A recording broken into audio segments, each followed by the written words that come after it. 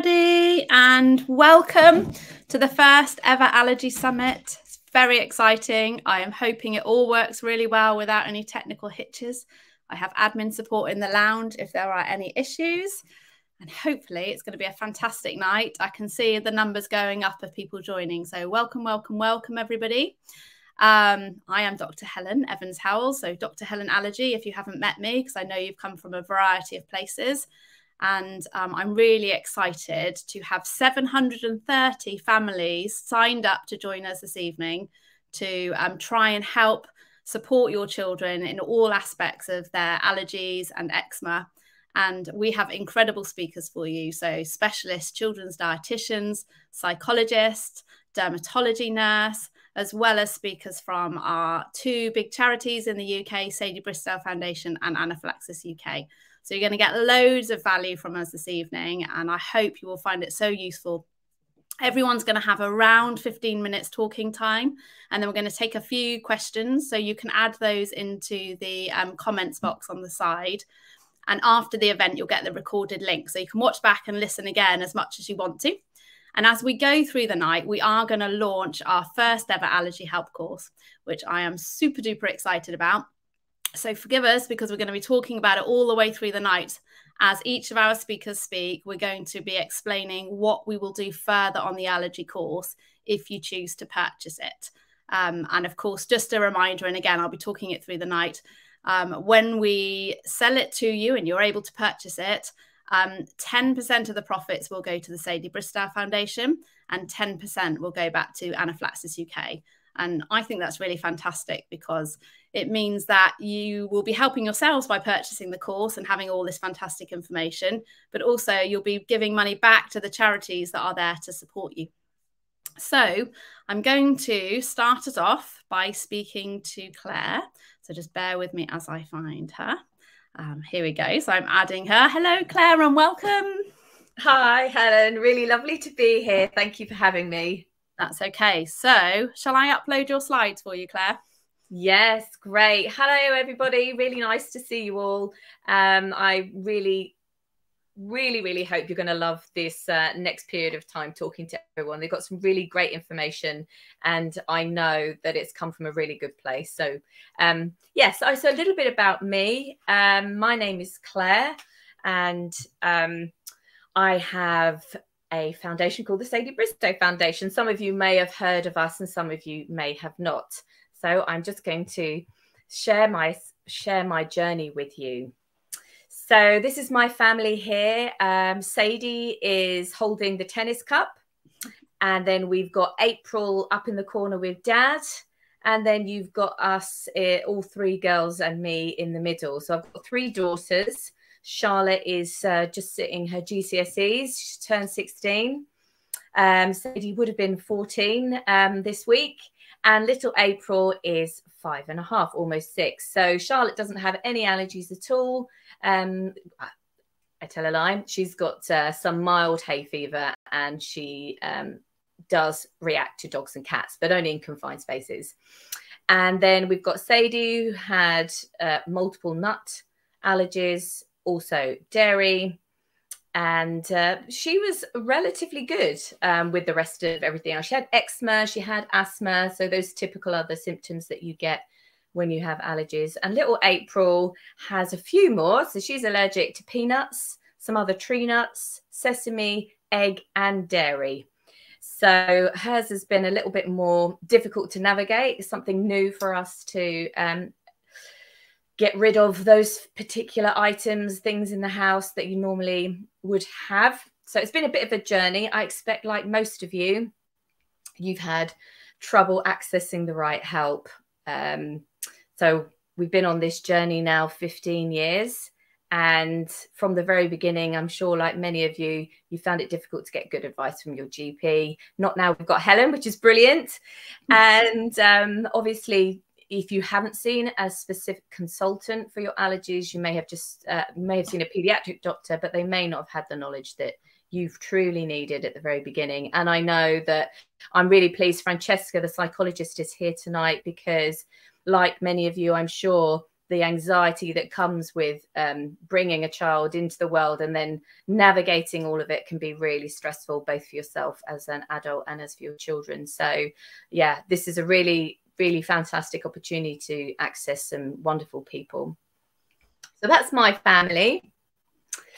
So our charity has some core themes. Obviously, my daughter Sadie was the UK's #1 in tennis at just 9 years old. So she was the best in the UK.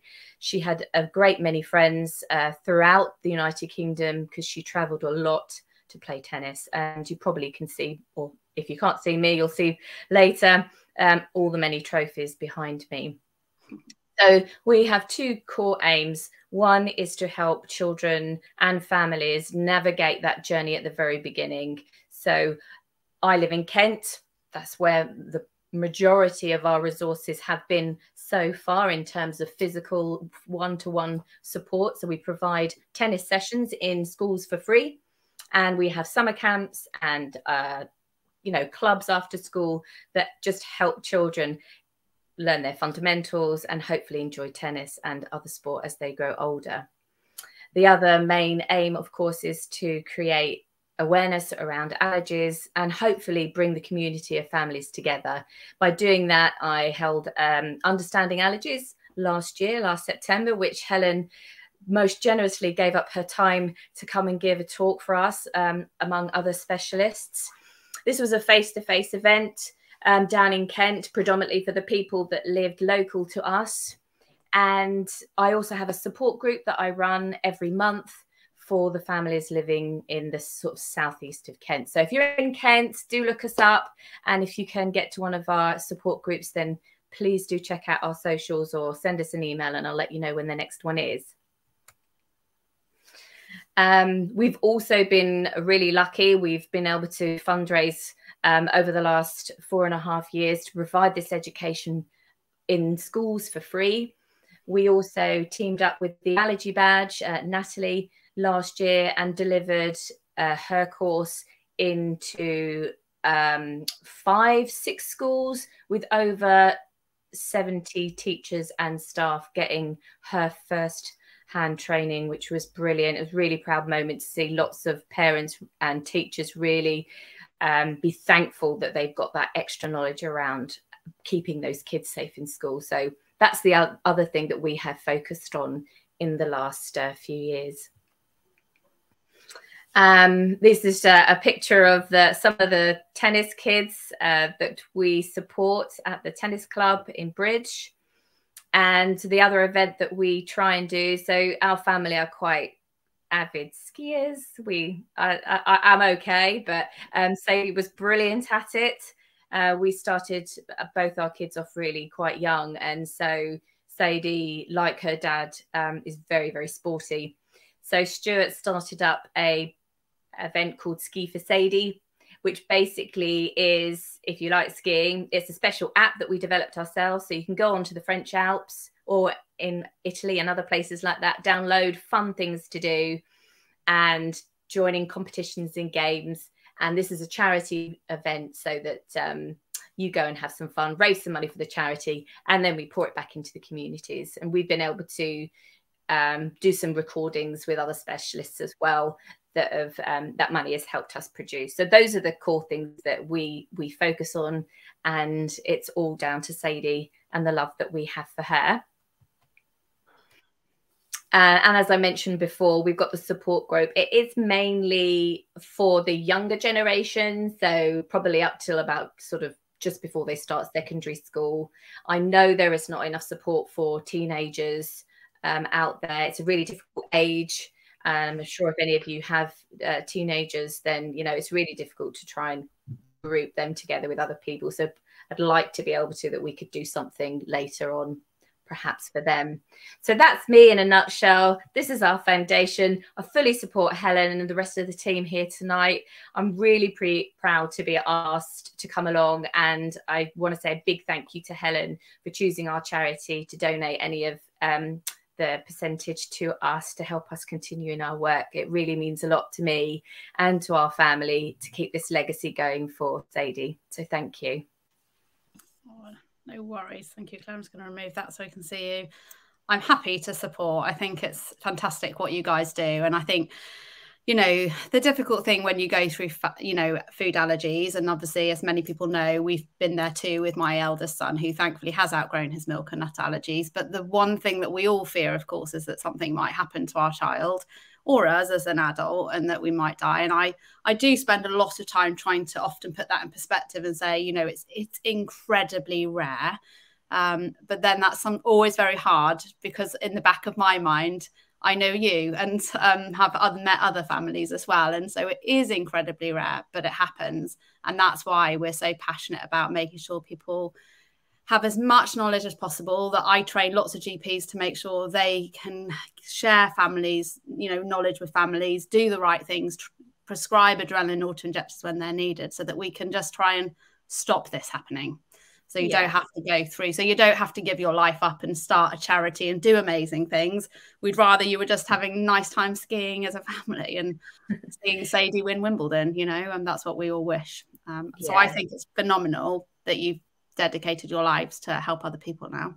Yeah, thank you. And I just want to, you know, reiterate everyone exactly what Helen's just said there. You know, yes, we've gone through the worst thing that can happen, but as you say, it's rare. You know, I live positively still for my other daughters, and April's only 5.5 and she has severe allergies, but I am not wrapping her up in cotton wool. We're very cautious. We make mistakes, but there is, you know, there is life still. And that's really important. I don't want you guys out there to think, you know, oh God, oh my God, you're going to feel like that. But, you know, there is more support now than there ever has been. And that's brilliant. Yeah. And that is the whole point of tonight and the course. Is my sort of strap line, if you like, is live well with allergies, because I passionately believe, and I think you're an example of that, you can. And that's what we want to do. And Natalie, who you mentioned from the Allergy Badge, is really kindly going to give up her time to train on anaphylaxis if anyone joins the course. So she'll be doing an extra session for us as a pop-up. So it's actually a bonus talk. She's going to come and give us her time. So do follow her as well on social media. Brilliant. Thank you, Claire. I'm gonna carry on because it's a long old evening ahead with loads of information. But thank you. We so appreciate you being here. Thank you. Thank you very much. Okay, I'm gonna just bear with me while I just move you. Okay, and now I'm going to welcome. He wasn't going to be here, but I'm going to welcome Simon. So beware, Simon. I'm adding you live, and you're on. Hello, this is Simon, and he is the CEO of Allergy UK. It feels a little bit like being on the Eurovision Song Contest. I'm not going to sing anyway. Very God. Yeah, I'm not into the Eurovision Song Contest. I'm just about trying to manage the tech. We actually did a recorded video, but I think we can probably chat instead since you've managed to join us. Yeah, I'm happy to do that, Helen. Either way, thanks ever so much for being accommodating. Like I say, I like you know that I wasn't due to be here, but thankfully now am. Yeah, thank you. And so if people don't know, I am a trustee for Anaphylaxis UK and now newly chair their clinical and scientific panel to basically whip all those consultants, nurses, psychologists, everyone we've got as part of the charity to do some great work for us. So that is our job. That is great. So and that clinical, just to give people a bit of background for the clinical and scientific panel, really that underpins an awful lot of what we do. So the confidence that we've got that the information we provide on the website and other means is based on the science. It's there, it's all factually accurate and correct.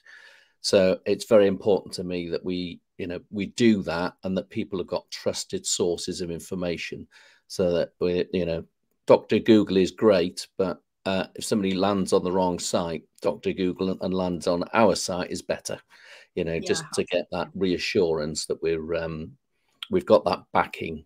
And if you're now leading that, is to provide that additional confidence that people have got that they can turn to us for that factual, accurate information. And that then translates to all of the stuff we do, from training, website stuff, all of it. Yeah, and we've got great fact sheets that, you know, even I have a little check now and again what's new, because they're all reviewed by not just people, you know, people like me, but different specialists that make sure all the information is accurate. So if you've got a nut allergy, a sesame allergy, you're worried about, you know, various, and specifically if something new hits the press, so like with the COVID vaccinations and anaphylaxis, you guys as a charity are right on there with releasing up-to-date information straight off, aren't we? Yeah, and just like the MRA the other day, but also it's also, you know, very important that we translate that into everyday life. You know, it's the impact that it has on people's going to restaurants or going to work. So providing information around that as well. And but folk, it's all free, you know, but we get other people to pay for it, thankfully. So people can sign up to the newsletter, which is free every month, and get notified of, you know, all of the stuff that's going on, any new research that's happening that might be of interest, new fact sheets that have been written, any other opportunities to get involved in stuff. We love people running marathons and doing things for us, that's which is always a good thing. But you know, importantly, we're just here to help people do the things that they want to do. Yeah. And tell us about the schools program, because I think that's something that we've done as a charity, which I think is fantastic. It is awesome, I must say. Yeah. So we've got a whole school approach now, rather than individual teachers doing training and just doing training, and they might do that training once a year and then go off and forget it until they might need to get more training and support for next year. We've now got a different approach that we support the whole school's approach to being allergy aware. And it's not just teaching teachers, it's all of the staff, whether it's receptionists or anybody else working there. And importantly, I think it's an opportunity as well to let school children, those pupils in the school, also know what allergies are about, and letting them know that one of their mates, you know, may well have an allergy, and it is a very serious thing and not to be taken lightly. But, you know, kids being kids, they just do what they do, and with a bit more information and support. So we've got resources for the teachers to run a lesson. So almost an off the shelf, this is what you would need to include. We've got assembly plans, but we also support the schools with developing their bullying policies, their inclusion policies.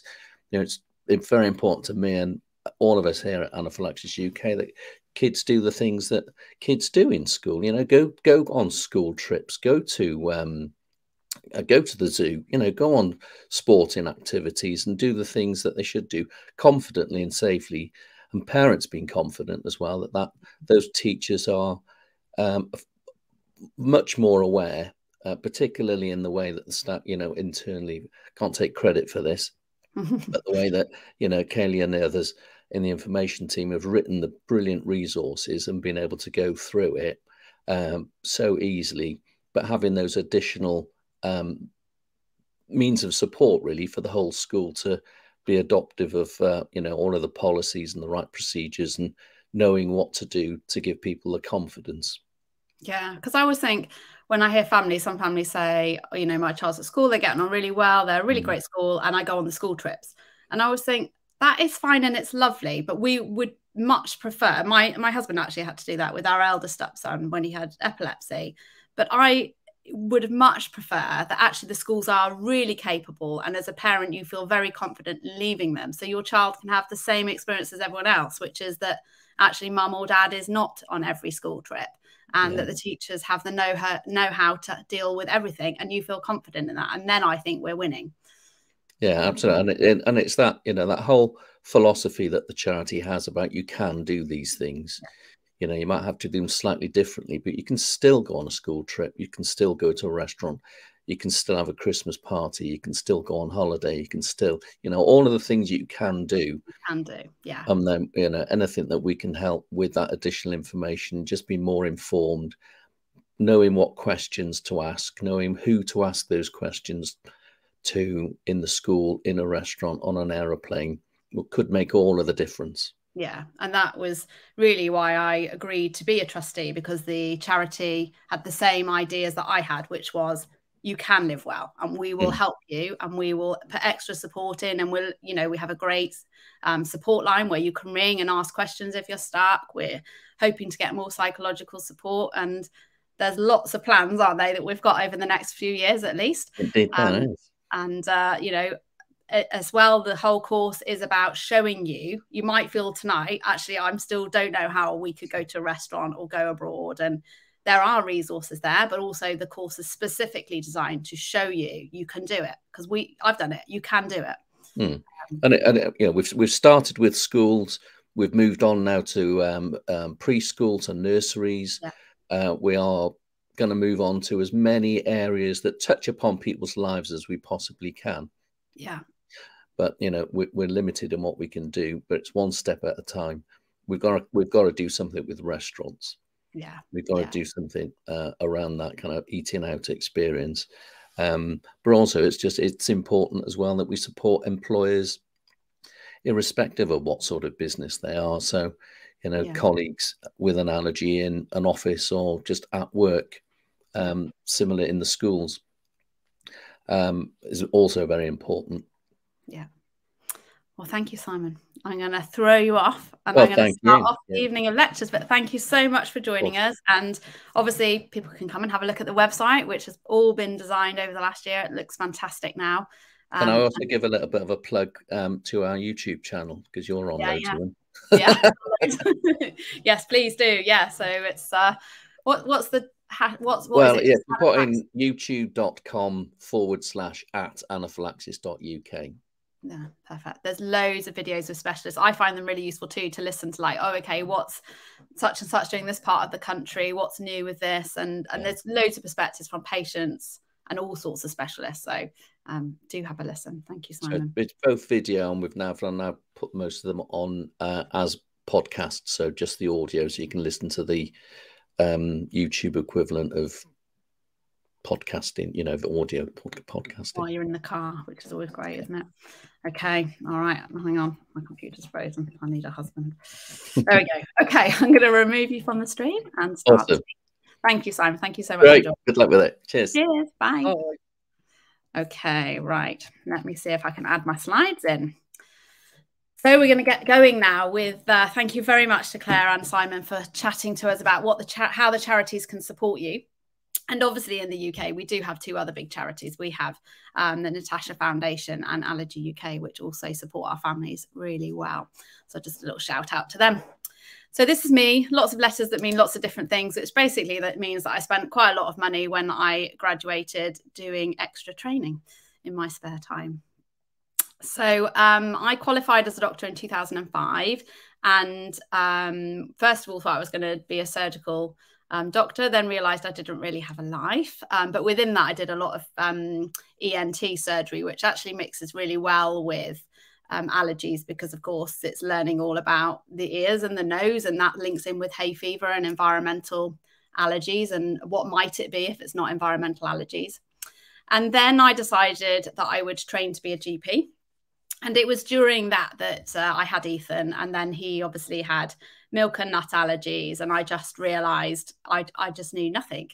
And he and my GP and I would sit there and be a bit like, well, what do you think that he's reacted to in the rusk? And we'd be like, I don't know.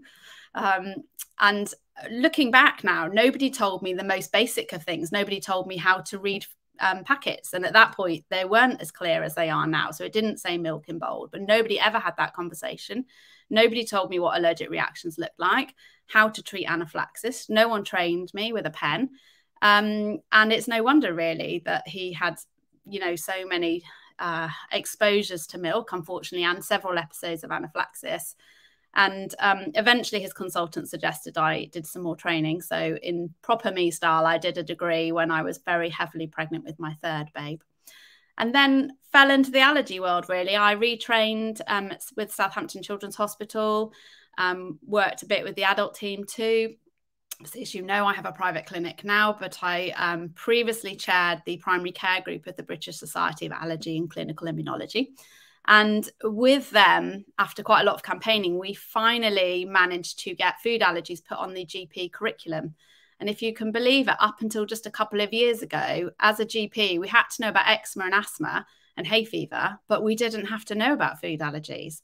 So it's no wonder that GPs are so ill-equipped on the whole. There are definitely fantastic GPs out there. There's GPs like me that do a lot of the guidelines and are well-trained. And there's GPs who've had children with allergies or have allergies themselves. And hopefully you'll be lucky enough to meet them. But there's lots more work that still needs to be done. But they are trying, and I teach lots of them, and they're really keen to learn. It's just, it can be quite a complicated field. And we've already heard how I now work with Anaphylaxis UK. And I also help run the peanut immunotherapy clinic at Southampton still. So it gives me quite a wide range of skills, I think, because I understand, you know, what it feels like to have allergies, and for my children to have allergies, and to try and face the GP, because I am a GP, and to also work in a hospital. So hopefully it gives me a grounding to help you all. So we're really going to have a look over the next kind of 10, 15 minutes or so about what is allergy and what else could it be if it's not allergy.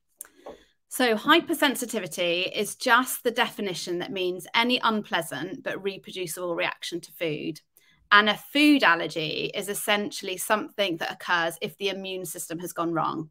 So when the immune system is doing something to something that should be harmless, like grass or milk or nuts or whatever it might be, and it's giving you signs and symptoms that shouldn't be there, then we know that's an allergy. And we will be able to tell that depending on what you describe, the timing involved in those reactions, and how long they last for. So they're very set things that an allergist or somebody who understands allergy will be asking you. The definition of an intolerance is a reproducible adverse reaction to food that doesn't have an immune mechanism. So because it doesn't have an immune mechanism, it's not an allergy. It's reproducible because it happens every time you eat the food. And sometimes we will know the mechanism behind it. So for instance, I'll talk about lactose intolerance in a minute. And that occurs because you have not enough of the lactase enzyme that you need to process lactose, which is a sugar that's present in things like cow's milk. But some mechanisms we have no idea about.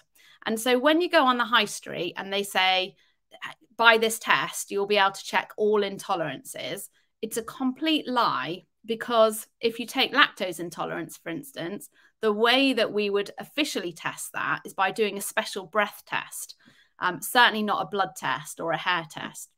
And as I've said, some mechanisms we don't understand. Celiac disease, for instance, you diagnose by a blood test and then a camera test down into the food pipe. So don't spend your money on intolerance testing. The other thing that you'll find is that they will measure something called the IgG, which is a type of immune cell called immunoglobulin G. And we've just said an intolerance doesn't involve the immune system. So it makes no sense that we're checking an immune cell. And the only immune cell that is involved in allergy that you can measure is the IgE. So it's just really important to understand what people are selling you on the high street and where their place is. So everybody worries about lactose intolerance. And sometimes when GPs are a bit misguided as to what the problem is for babies often that are reacting to milk, you'll get told that they have a lactose intolerance. And that's actually really incredibly rare. So lactose, I've said, is the sugar. And in our large intestine, we have the enzyme lactase, which is present on like long hairs that live on the side of the gut. And so if you had a really nasty tummy bug, for instance, then you get a lot of inflammation in the gut, and it might kill off those hairs for a period of time. And therefore you might lose that enzyme until everything is fully healed. So until the gut infection is gone and everything has come back together, then you may have a period of time where you don't tolerate lactose products anymore. And that does very commonly happen in like 2 or 3 year olds. If they have a nasty tummy bug, for a while, you will newly notice that if you give them milk, they get really bad diarrhea. But if you gave them lactose-free milk, it would cure the problems. But if you gave a child with a milk allergy lactose-free milk, it only takes out the lactose carbohydrate sugar. It doesn't remove the cow's milk protein itself, and therefore the child would still react. When you don't have that enzyme, what happens is all the water gets pulled into the gut. The bacteria ferment and go horrible. And the consequence is that you'll get very quick onset of tummy pain, bloating, wind, and diarrhea. And it does happen really quickly, which often with food allergy, it happens really quickly, but it's usually a temporary thing. So there are different types of lactose intolerance. So the secondary lactose intolerance occurs because you've got some inflammation in the gut, and when it heals, it will come back together. If we were saying very small babies of like 2 or 3 months of age have a lactose intolerance, then essentially we would be saying that they were born without their lactase enzyme. And whilst that does happen in some populations, like some Japanese populations or some people from Finland, it's so rare in the UK, I've never seen it. And we certainly don't routinely test for it. So if you have a baby that's like 2 or 3 months old with issues with their gut, really, we're going to be more thinking, is this a milk allergy? And being given lactose-free formula isn't going to cure the problems. The other thing we sometimes see as you get older, so not relevant for our group tonight, but teenagers and young adults, sometimes you start to have just a bit less of the lactase enzyme. So you'll find that they'll say like, oh, I can eat cheese and yogurt, but if I have a milkshake, I get a really bad tummy and diarrhea. But if they have lactose-free products, again, it doesn't cause them any symptoms. And it's just because as we get older, all of us can't really process dairy quite so well. And we've probably just got a bit less of the lactase enzyme. And you actually can buy lactase granules from the health food shop, and you can add them with your ice cream, and often it will improve your symptoms. So I'm going to talk about the different signs and symptoms in the body that we would get with the different forms of allergy. And I'll spend a few minutes going through because they are a bit complicated.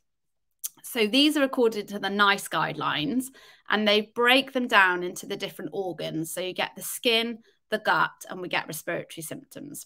And I'll explain the medical terms as we go. So the IgE allergies are the ones that usually people recognize because they normally come within minutes to an hour or so after you've eaten the food, every time you eat the food, and they normally give you really obvious symptoms. So they give you pruritus, which is itching. Erythema just means redness. The urticaria means hives, so like those nettle sting rashes that you see with the raised bumps. And angioedema is a really fancy term that just means swelling. So it normally happens in front of your eyes. This is what happened with Ethan, and it was really obvious. Now, the non-IgE allergies are really hard to figure out, and they can cause the itching, the redness. They often just make these babies look a bit rashy. And there is a link here with eczema. But there's lots of families on here with children with eczema. And I always spend my life saying the fundamental issue with eczema in a little one is that you genetically have a mutation of a gene that's responsible for the skin barrier. So it dries itself out. So it's the genetics that have meant that your child has been born with eczema, and no external factors, no food, no cats, no dogs, no dust, nothing is actually causing that eczema. And therefore there is nothing you can actually do to cure it. But where the allergy comes in here is that when you still have a food that you're allergic to with these non-IgE allergies, the eczema will become very hard to control. And I always warn families, so if you think your child's got like a milk allergy or a soya allergy, when you remove that food, sometimes the eczema looks better and sometimes it looks like it's gone. But I guarantee you it comes back. And the important thing is to try not to fall into the trap of going, what else is causing it? Because often it's just the fact that the eczema is there and it will keep coming and going, as Adette will talk more about, I'm sure, later. For the gut, so when we look at the immediate allergies, you might get swelling in the mouth, itchy mouth, and little ones might used to say that the food tastes spicy. They'll push it away, and they might get immediate onset of tummy pain, vomiting, and diarrhea. And for the non-IgE allergies, it's all about the gut. And I divide it into the upper gut and the lower gut. And you will usually find children with non-IgE allergies have at least 2 systems involved. So they might have skin and lower gut, or upper and lower gut, or congestion and some skin and a bit of gut. So they have more than one symptom. So with the upper gut, they get reflux. So they're uncomfortable when they feed. They arch their backs. They might go a bit blue around the mouth, which definitely just needs checking out. They tend to be really unsettled and cry for hours and hours and hours because their gut is so inflamed and they're so uncomfortable. They might have loads of loose liquid nappies that you describe as punamis, and there may be mucus in there, but it's not the main feature, but in addition with everything else. And if they're breastfed or combination fed, then sometimes they will get blood in the stool as well. Or they may get constipation. But the constipation we tend to see is where they've strained and strained, and when they do go, it's soft rather than hard. They might get redness around the bottom. And if they're really severe, that's when you might see the height and or the weight dropping. But I always try and say to GPs, don't falsely reassure families there's nothing wrong just because they might be growing well, because you can still have a non-IgE allergy and the growth not yet be infected. So, but you can still have a very miserable baby, very unhappy families, and it still needs treating. And then finally for respiratory, so with the immediate allergies, you get a bit what looks like hay fever when you're allergic to the food. So if you're allergic to sesame, you might get a runny nose, sneezing, itchy eyes, or you might have signs of anaphylaxis that we'll talk about in a moment. And the NICE guidelines don't recognise that the non-IgE babies have any respiratory symptoms, but another set of guidelines that you might have heard of called the MAP or the IMAP guidelines, which are the International Milk Allergy for Primary Care guidelines, do say that these babies tend to be very grunty and congested. But again, they wouldn't just have that. So if you just had a snotty baby, we're not likely talking about food allergy. But if you have a snotty baby and gut symptoms and difficult eczema, then it raises the possibility that it might be allergy. So this is from Anaphylaxis UK. And it's a really good poster that you can put out, but it reminds you of the signs of anaphylaxis, which is ABC. So A is for airway, so coughing, the voice might go croaky or hoarse. There might be tongue swelling or dribbling, breathing difficulties, noisy, hard to breathe. And C is for conscious level or circulation. So an older child might tell you they feel dizzy. A baby might go very floppy. And on the worst end of the scale, then they may collapse and their blood pressure may drop. Important things people should know: if you're having anaphylaxis, you should not move. If you've got breathing problems, sit up. But if you haven't, you should lay flat and lift your legs. Now, obviously, that's hard if you've got a baby or a toddler, and you might have to go with the flow, because if you stress them out, it might make it get worse. But if it was an older person or an older child, ideally don't let them move around. If you've got adrenaline auto-injectors, you give it and you ring 999 after you've given it. And if you don't have adrenaline auto-injectors, you just get straight on and you ring 999 and you say you think they're having anaphylaxis, and it will prompt an urgent response to you. A little reminder about the allergy tests. So the only tests we can do are to confirm an IgE allergy. It's just the hardest thing in the world at the moment with non-IgE allergies, because they have not designed a test yet to diagnose it. And the only way we can diagnose it is by removing the food for 2 to 4 weeks. We look to see have things got better. And if so, we ask you to retry it to confirm it was definitely causing a problem. Don't use any testing, like I've said, of the IgG. The patch testing is for dermatology with like chemical reactions. Vega testing, kinesiology, hair analysis, they have no scientific basis to them. So to diagnose IgE allergies, GPs could do a blood test for you, and an allergist might do skin prick tests. And ultimately in hospital, we might even do food challenges where we give some of the food and we look to see, are they reacting or not? I'm going to mention 2 more unusual forms of non-IgE allergy in case it affects your family. So they've got long names. So FPIES, which stands for Food Protein Induced Enterocolitis Syndrome. We have seen it in adults too, but it's more common in children. And it's very hard to spot. And it tends to cause a lot of vomiting, anywhere between 1 to 6 hours after the food has been given. And in a small proportion, so about a quarter have diarrhea as well. And usually they vomit so much that they often look awful, they collapse, they get rushed to A&E. And people think that they're septic, that they've got horrible infection, but all the blood tests come back normal. They get given fluids, they get better, they go home. No one really knows what happened. They get given the same food again. And for instance, it might happen the first time you give cow's milk formula, and the same thing happens again. And it's only when it happens a few times often that people realize what the problem is. And there's a great charity again at the bottom that I've listed, fpiesuk.org. The other one is eosinophilic esophagitis, or we call it EE, or in America they call it EOE. And it's definitely on the rise. In America, they're seeing it very commonly in children. And it tends to give children and adults, really bad indigestion. They might describe that the food feels stuck, or it might even come back up. They might get chest pains. And I've put not responsive to PPIs, which is a proton pump inhibitor. So it's the medicines like omeprazole or lansoprazole. They don't make things better. And the only way of diagnosing it is a camera test down into the food pipe. And then there are specialized treatments that they might do. So they might do dietary restrictions, or they might give medications. But again, these two can't be diagnosed with a blood test. FPIs, there is no test. So they're really, again, they're very hard illnesses to spot and diagnose, and you definitely need specialist help.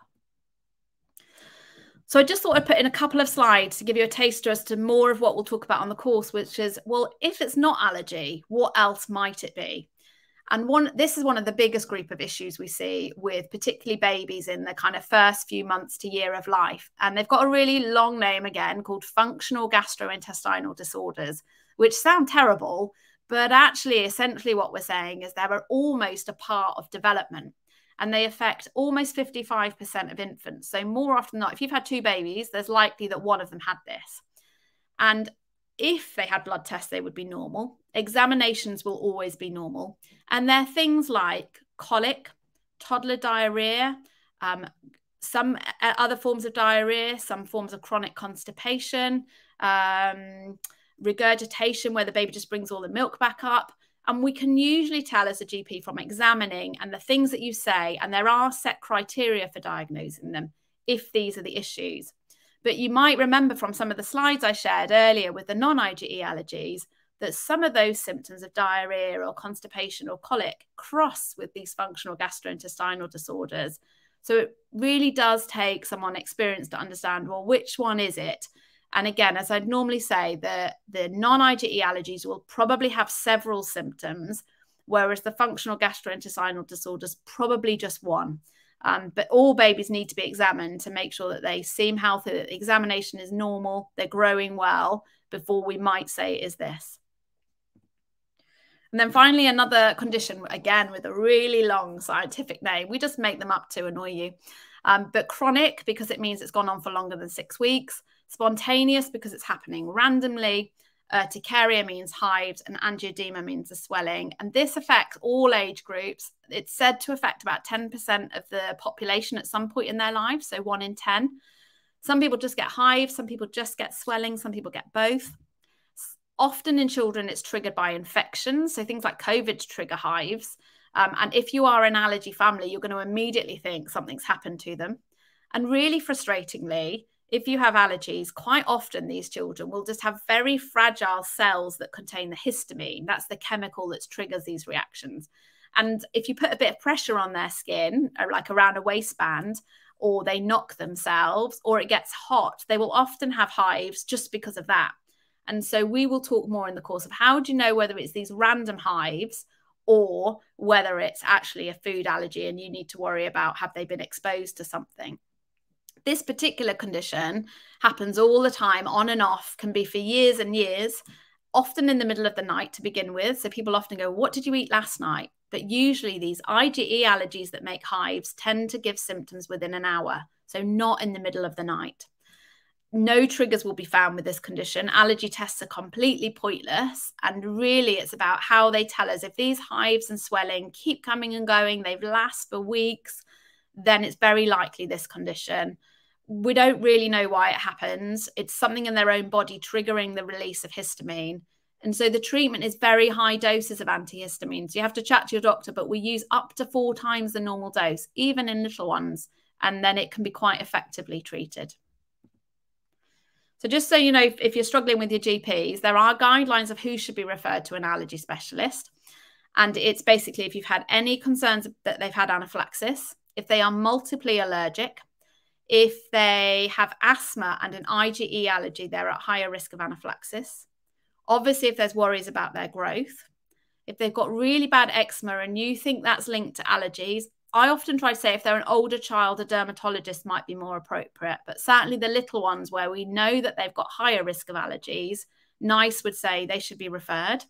And finally, a really nice one for you that says if you are suspicious as a parent that they have an allergy and the GP's assessed it and they don't think that they do, you can still ask for a referral. And you should take these guidelines along if you're struggling.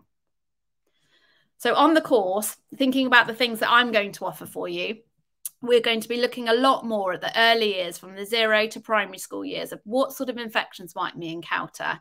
How can you differentiate these random hives versus the allergies, the non-IgEs versus the things like vaccination reactions or infections? And really, what do you need to be on the lookout for to know what is it a new allergy, or is it something else, which is often common?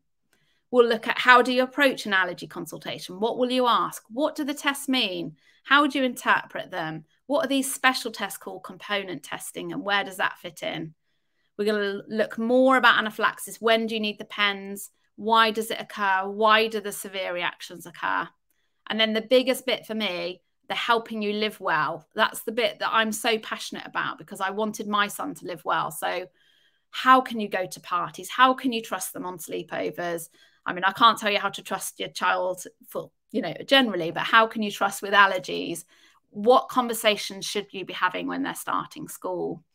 And anything else, because it's a new course, you will have the option to come into our Facebook group to help define it. So if you message me and say, Dr. Helen, nobody's covering X, but I really wanted to learn about that, I'm sure we can find a way to get a pop-up speaker, even if it's me. And we're hoping to have some extra talks from other psychologists, from other consultants about immunotherapy. So it's at least 10 modules, which will be 10 hours. So really the course value is going to be at least £2,000 because of what we are offering. But we'll talk a bit more as the prices goes on, but it's going to be a lot less than that for you, because we really do want you to be able to access the help that you need.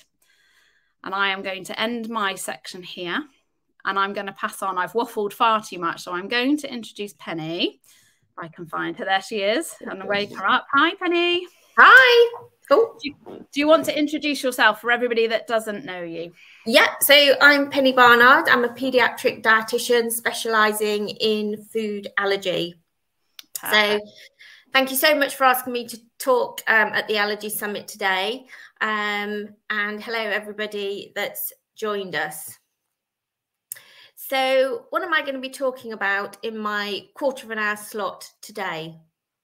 I'm very aware that lots of you have a delay in seeing your dietitian or a dietitian after your child's been diagnosed with their food allergy.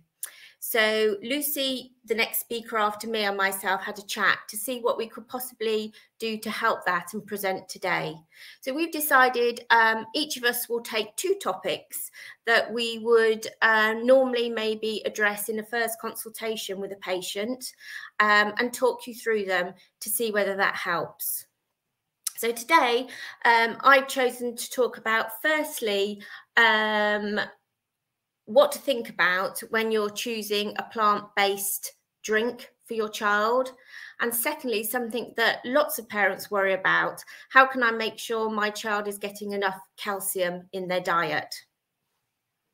So only today, when I was at the supermarket, did I realise how overwhelming the fridges can be that are full of plant-based milks. I turned a corner today and there was a whole aisle full of plant-based milks.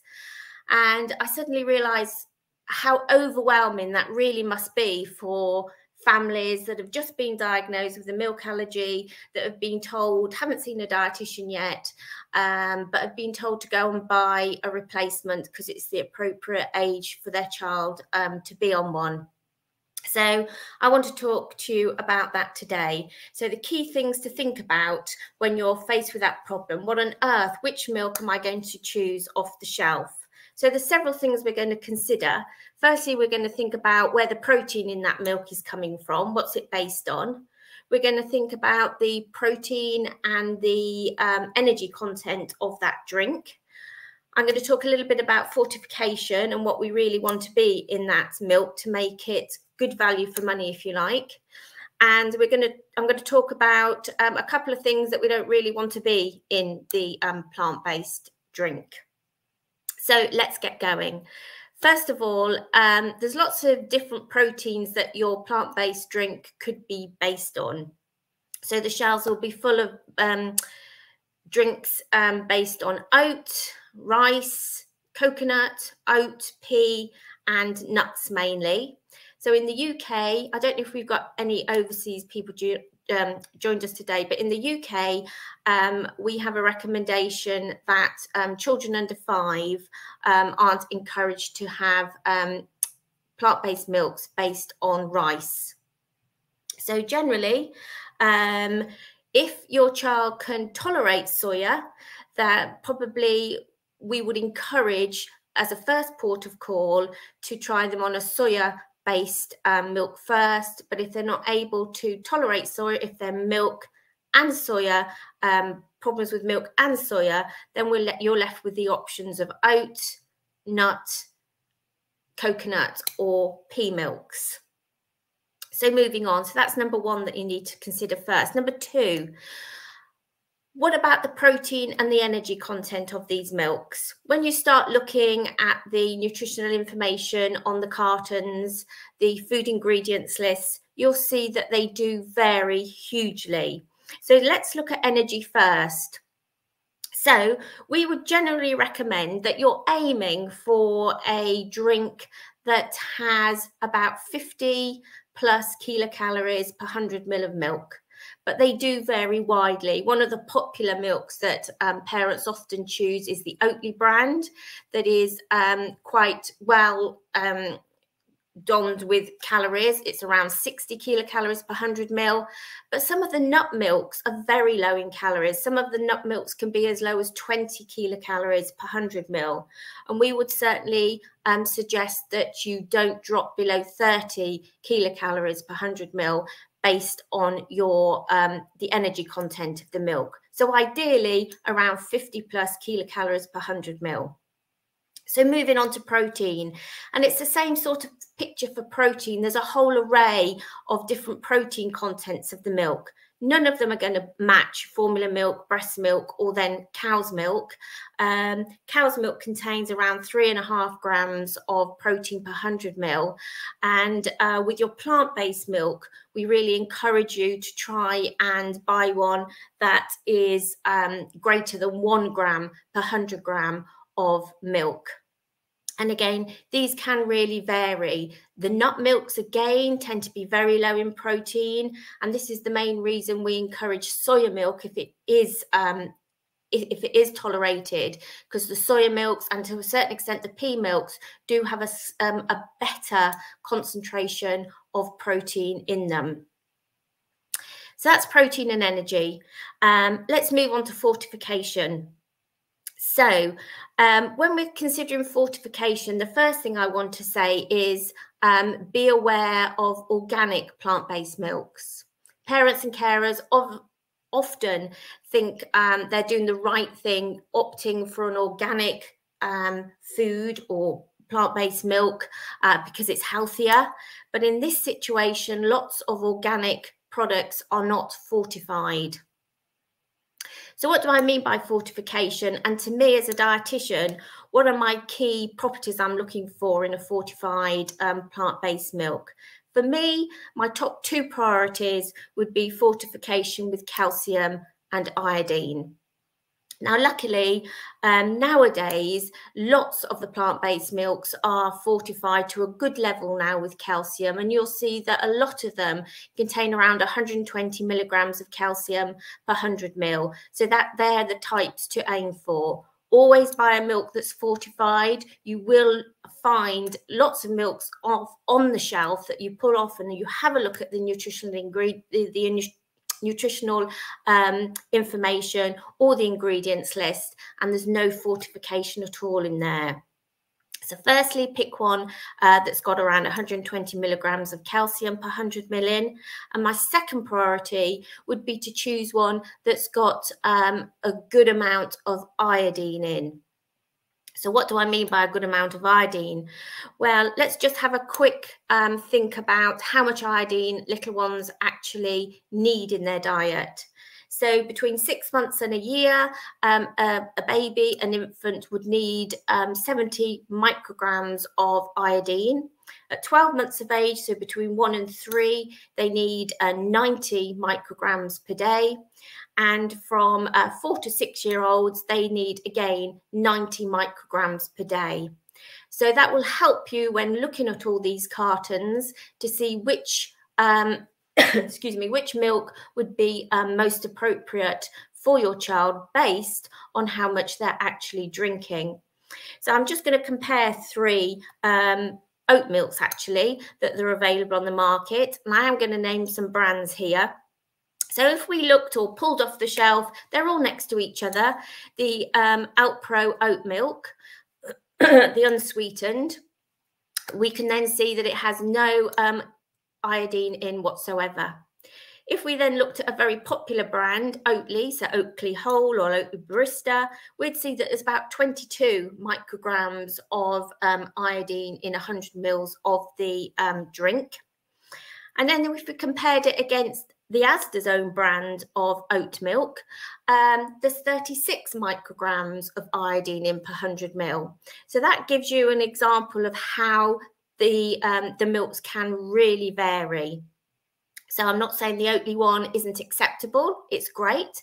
So you can think that if my child's having about 400 mils of Oatly a day as a drink or on their breakfast cereal, or I use it in cooking or to make custard, etc., that they're getting their iodine requirement. However, if they're not, if they're only maybe having a couple of 100 mils on their cereal or to drink, or they don't like drinking it, then it may be well worthwhile looking for one that is a little bit higher in iodine to just help them meet their requirement that little bit more.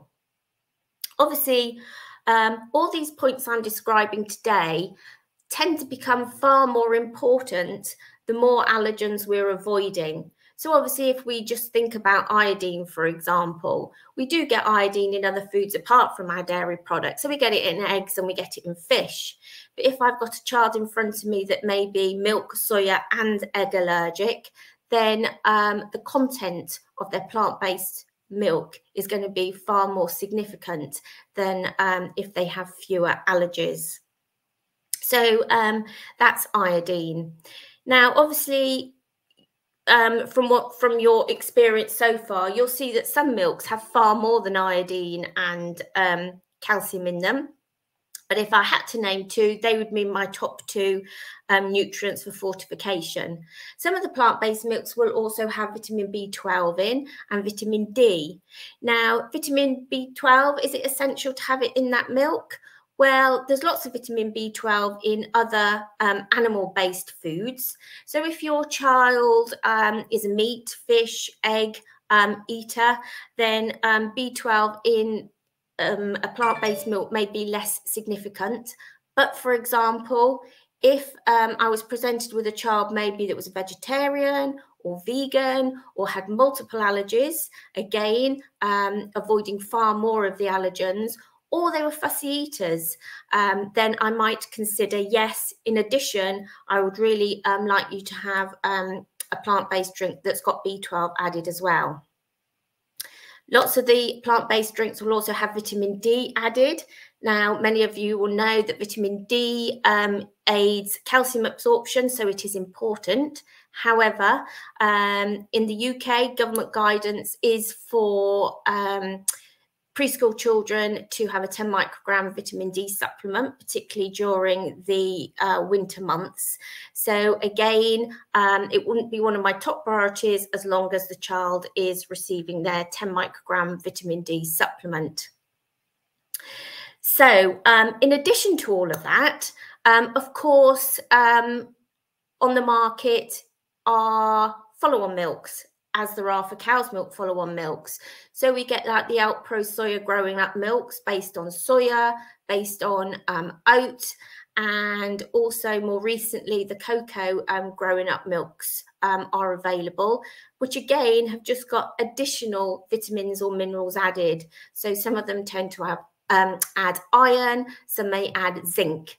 And again, it really depends on the diversity of your child's diet. Are they good little eaters? Are they not so good? If they're fussy, multiple allergies, are you vegetarian or are you vegan? Whether you actually need those additional nutrients in your plant-based milk. So moving on, maybe a couple of things to think about when choosing that milk that we don't necessarily want in the plant-based milk. So ideally, we don't want any added sugar.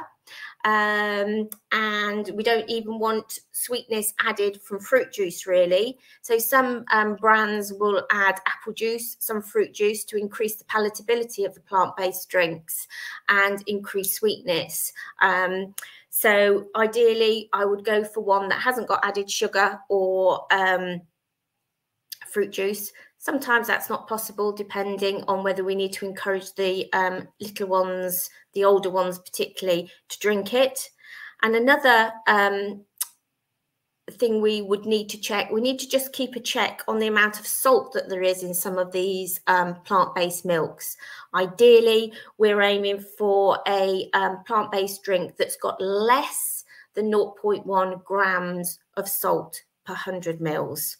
Some of the pea-based milks particularly can creep up with the amount of salt that they put in the milk. So that's the key things I would say look for when you're presented with this wall of plant-based milks. Choose one, and you can change. You can buy the ones that are on offer. And then when you do get your appointment with your dietitian, you can have a chat to them about whether everything's covered. But these are just things to think about in the interim. So moving on then, the second thing I really wanted to talk about, and it's a very, very common concern that parents have, is my child getting enough calcium? Parents always worry about the calcium content of their children's diet. So I thought I would quickly address that, because it's quite an easy one to put your mind at rest before you see the dietitian, if they are or if they're not, and if you can do something about it. So in order to address that, let's have a very quick look at calcium requirement for children. So children 0 to 12 months of age need 525 milligrams of calcium per day. Children between 1 and 3 need 350 milligrams per day. And then between 4 and 6, they need 450 milligrams per day. And not forgetting, very importantly, breastfeeding moms that need a whopping 1,250 milligrams of calcium per day. So once you know what your child needs, then once you've chosen your plant-based milk, you can have a quick check to check whether they're drinking enough of it to meet their requirement. Of course, it's not just plant-based drinks that contain calcium. There's lots of other sources that can be very, very useful. So a couple of my favourites. Not all children will like drinking the plant-based milks, and we see it often that some children aren't drinking any. They're quite fussy, they don't like them, they're just drinking water. But there's lots of other areas of the diet where we can try and get that calcium in. So if you're worried that they're not having enough plant-based drink, well, here are a few tips.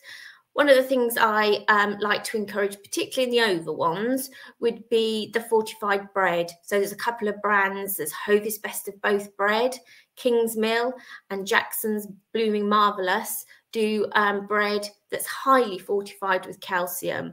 So just one slice a day can significantly increase your little one's calcium intake.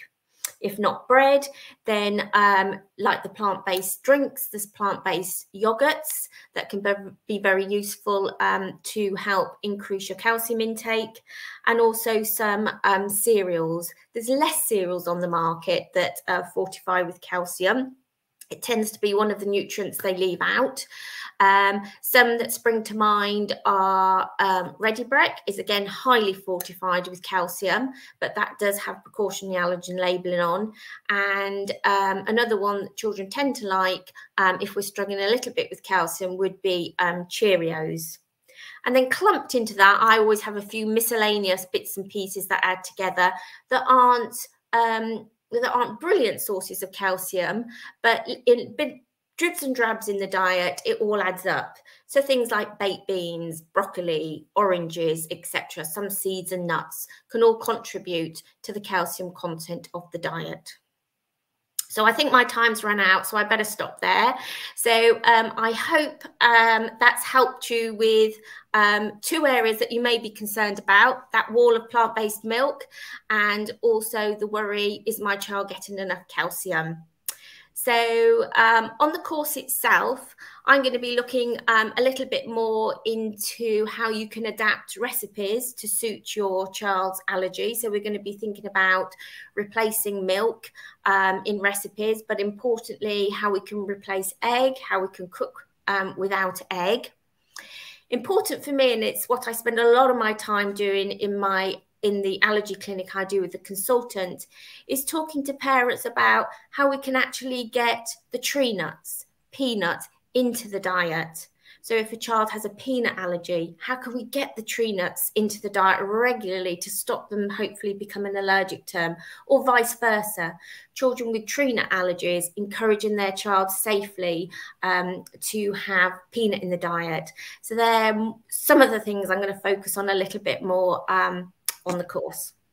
Thank you, Penny. Whenever I hear you guys talk, I'm always like, oh, mind blown. Don't know any of that stuff. And I always just think for me, it reminds me every single time why any health professional saying you don't need a dietitian should be shot. Because like, well, just listen how much you've just told us all. Like, we do not know that stuff as GPs. So how are we expected to know if your child has got multiple allergies, milk out, blah, blah, blah? Are they definitely meeting all their requirements?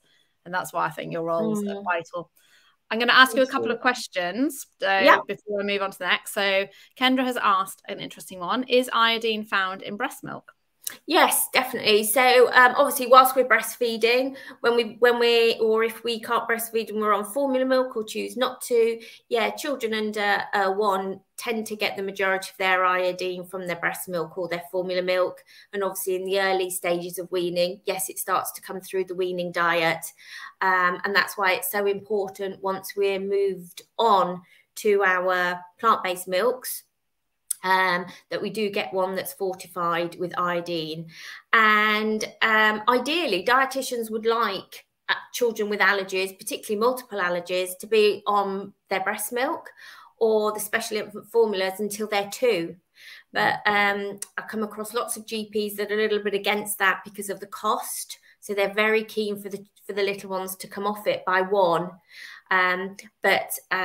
Dietitians are very keen, as I say, particularly with multiple allergies, for them to stay on their breast milk or their formula milk as their main drink until they're nearer 2, and use the plant-based milks for cooking, for convenience, that sort of thing. But yeah, definitely in breast milk. Interesting. And my last one for you. Why not rice milk under 5? And is coconut rice milk the same thing? Why not rice milk in the under 5s? Because rice milk has found to have a lot of organic arsenic in it. So for little ones with low body weight, so per, the amount they'd have per kilogram body weight, it's too high. So we don't recommend it. Coconut rice, I'm not really sure what coconut rice is, to be honest with you. Coconut rice milk. If it's milk from the coconut, no, that's fine because it's coconut milk. So coconut rice milk. If you mean like a plant-based milk based on coconut, but I know some of them now mix a little bit of rice into it, I would say no, keep away from any plant-based milks that have got rice in them until your child's nearer 5 years of age. Thank you, Penny. I'm going to remove you from the stream. Okay, thank you. Thank you so much for your time. And I'm going to invite another dietitian. Hope she's ready. And I'm introducing Lucy. Hi, Lucy. Good evening. Hello. Good evening, everyone. I hope everyone's having a lovely evening. I'm staring out into the sunshine. I know, but what a beautiful evening. I hope maybe someone's chilling outside with a glass of wine. I think people are creeping in and out as they're like doing bedtimes and dinner time, children and all of those things. So we have like some really good consistent views, and I think we still have people signing up crazily. So we've now got nearly 740 families kind of wanting a link and everything after the event. Anyway, I'm going to hand over to you, Lucy, and disappear. Absolutely. Fabulous. So I'll introduce myself. I have the privilege of following the wonderful Penny. So you've got 2 dietitians for the price of 1 this evening, and certainly going forward on the course. So my name is Lucy. I am a specialist paediatric dietitian, just like Penny. I have worked a little bit less time than Penny, I think, but I have worked in the allergy arena since I finished university, and I started work as a paediatric dietitian what seems like a very long time ago now. I am known on social media often as the children's dietitian, and really I have 2 big areas that I'm very, very passionate about. The first is obviously food allergy, which is why I'm here. But the second thing I spend a lot of my clinical time doing is children who have feeding difficulties, feeding differences, ARFID, anxiety around food, and I'm actually a feeding therapist as well and work in a fantastic feeding clinic. And what's always very interesting to me is how much there are parallels or crossover between the children that I see in allergy clinic and the children I see in feeding clinic. Namely, I see lots of feeding difficulties in children with allergy or fear around food, or perhaps more extreme fussy eating, for want of a better term. And certainly on the flip side, in feeding clinic, we see lots of children who've had a background of allergies, and that's always very interesting to me too. So I've worked in the NHS for 12 years, and then more recently I have gone fully freelance. So I work in my private clinic. I'm the director of the children's dietitian. I have some fantastic dietitians who work with me as well, and do various things with sort of brands, and work with wonderful people like Helen and the fantastic team that you'll be listening to today. So with your with your 2 dietitians for the price of 1, myself and Penny spoke, and she's done a fantastic job at highlighting the fact that our role as dietitians traditionally, you know, people think, oh my gosh, I'm worried to tell the dietitian what I'm eating, or I don't know what to feed my child. You know, maybe they're going to judge me because I give them X, I give them Y. And I think really, particularly in the world of allergy, the thing that we're passionate about as dietitians is helping families liberalize their diet and essentially focus on foods children can have, and give parents confidence with the foods their children can eat. So with that in mind, there's 2 factors I'm going to cover very briefly tonight that are going to be covered in more detail on the course. The first is weaning, and this is an age where we would love to get all children, ideally before weaning, so you have time to tee it up. And I think there'll be lots of families listening who perhaps, like Penny has said already, who are still waiting for a dietitian, who are feeling completely lost with the idea of, my child has an allergy, or maybe has suspected multiple allergies already, and I don't know what to feed them. And where do you even start with weaning? It's a really it's an area for so many families that's scary anyway. I mean, I'm a dietitian. I'm actually about to starting solids with my daughter in the next few months, and even I'm a bit sort of, oh, actually, there's quite a lot to think about here, isn't there? So I wanted to talk about 2 factors that are really, really important during weaning, with much more being covered on the course. So the first is introduction of other food allergens. And I know this is something that puts the fear of God into so many families who have children who've got allergies already. But you can't escape the fact that actually this is a topic that you may well have actually seen on the news quite recently, and is something that we now have a really good evidence base and grounding in and understanding in terms of its importance of allergy prevention. So for families who might be listening who've got children at weaning age, about to start weaning, and they have a food allergy already, introduction of other food allergens into the diet is really quite important. And particularly the evidence that we have at the moment from big studies like the LEAP study, the EAT study, for example, are looking and focusing on in the introduction of egg and peanut. Now, what we do know about that is that with children who have food allergy already, we might want to think about getting those allergens in early.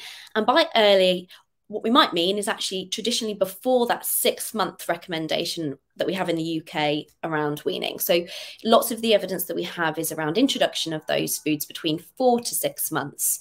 And that is often a very difficult decision for parents to make, because you're weighing it up with things like, is my baby developmentally ready to start weaning? What other foods do I give them first? How do I do it? And certainly those are all things that we would expect a dietitian to discuss with families and talk through so you can make an informed choice. But if this is something that you are thinking about doing, I wanted to give you some top tips. So if you're thinking about, oh my gosh, Lucy, Penny, I know I need to introduce allergens, that's really, really scaring me. Where do I even start? here are some things that we would be sitting in clinic talking to you about. So one, we would be thinking about the order that we did them in. And like I've alluded to already, in fact, a significant amount of the evidence that we have is around egg and peanut. So we would often be saying, start off with egg introduction and then consider peanut introduction after that. Obviously not like the day after or on the same day. We would be saying, and this is the thing that I often sort of reassure parents with, start really small.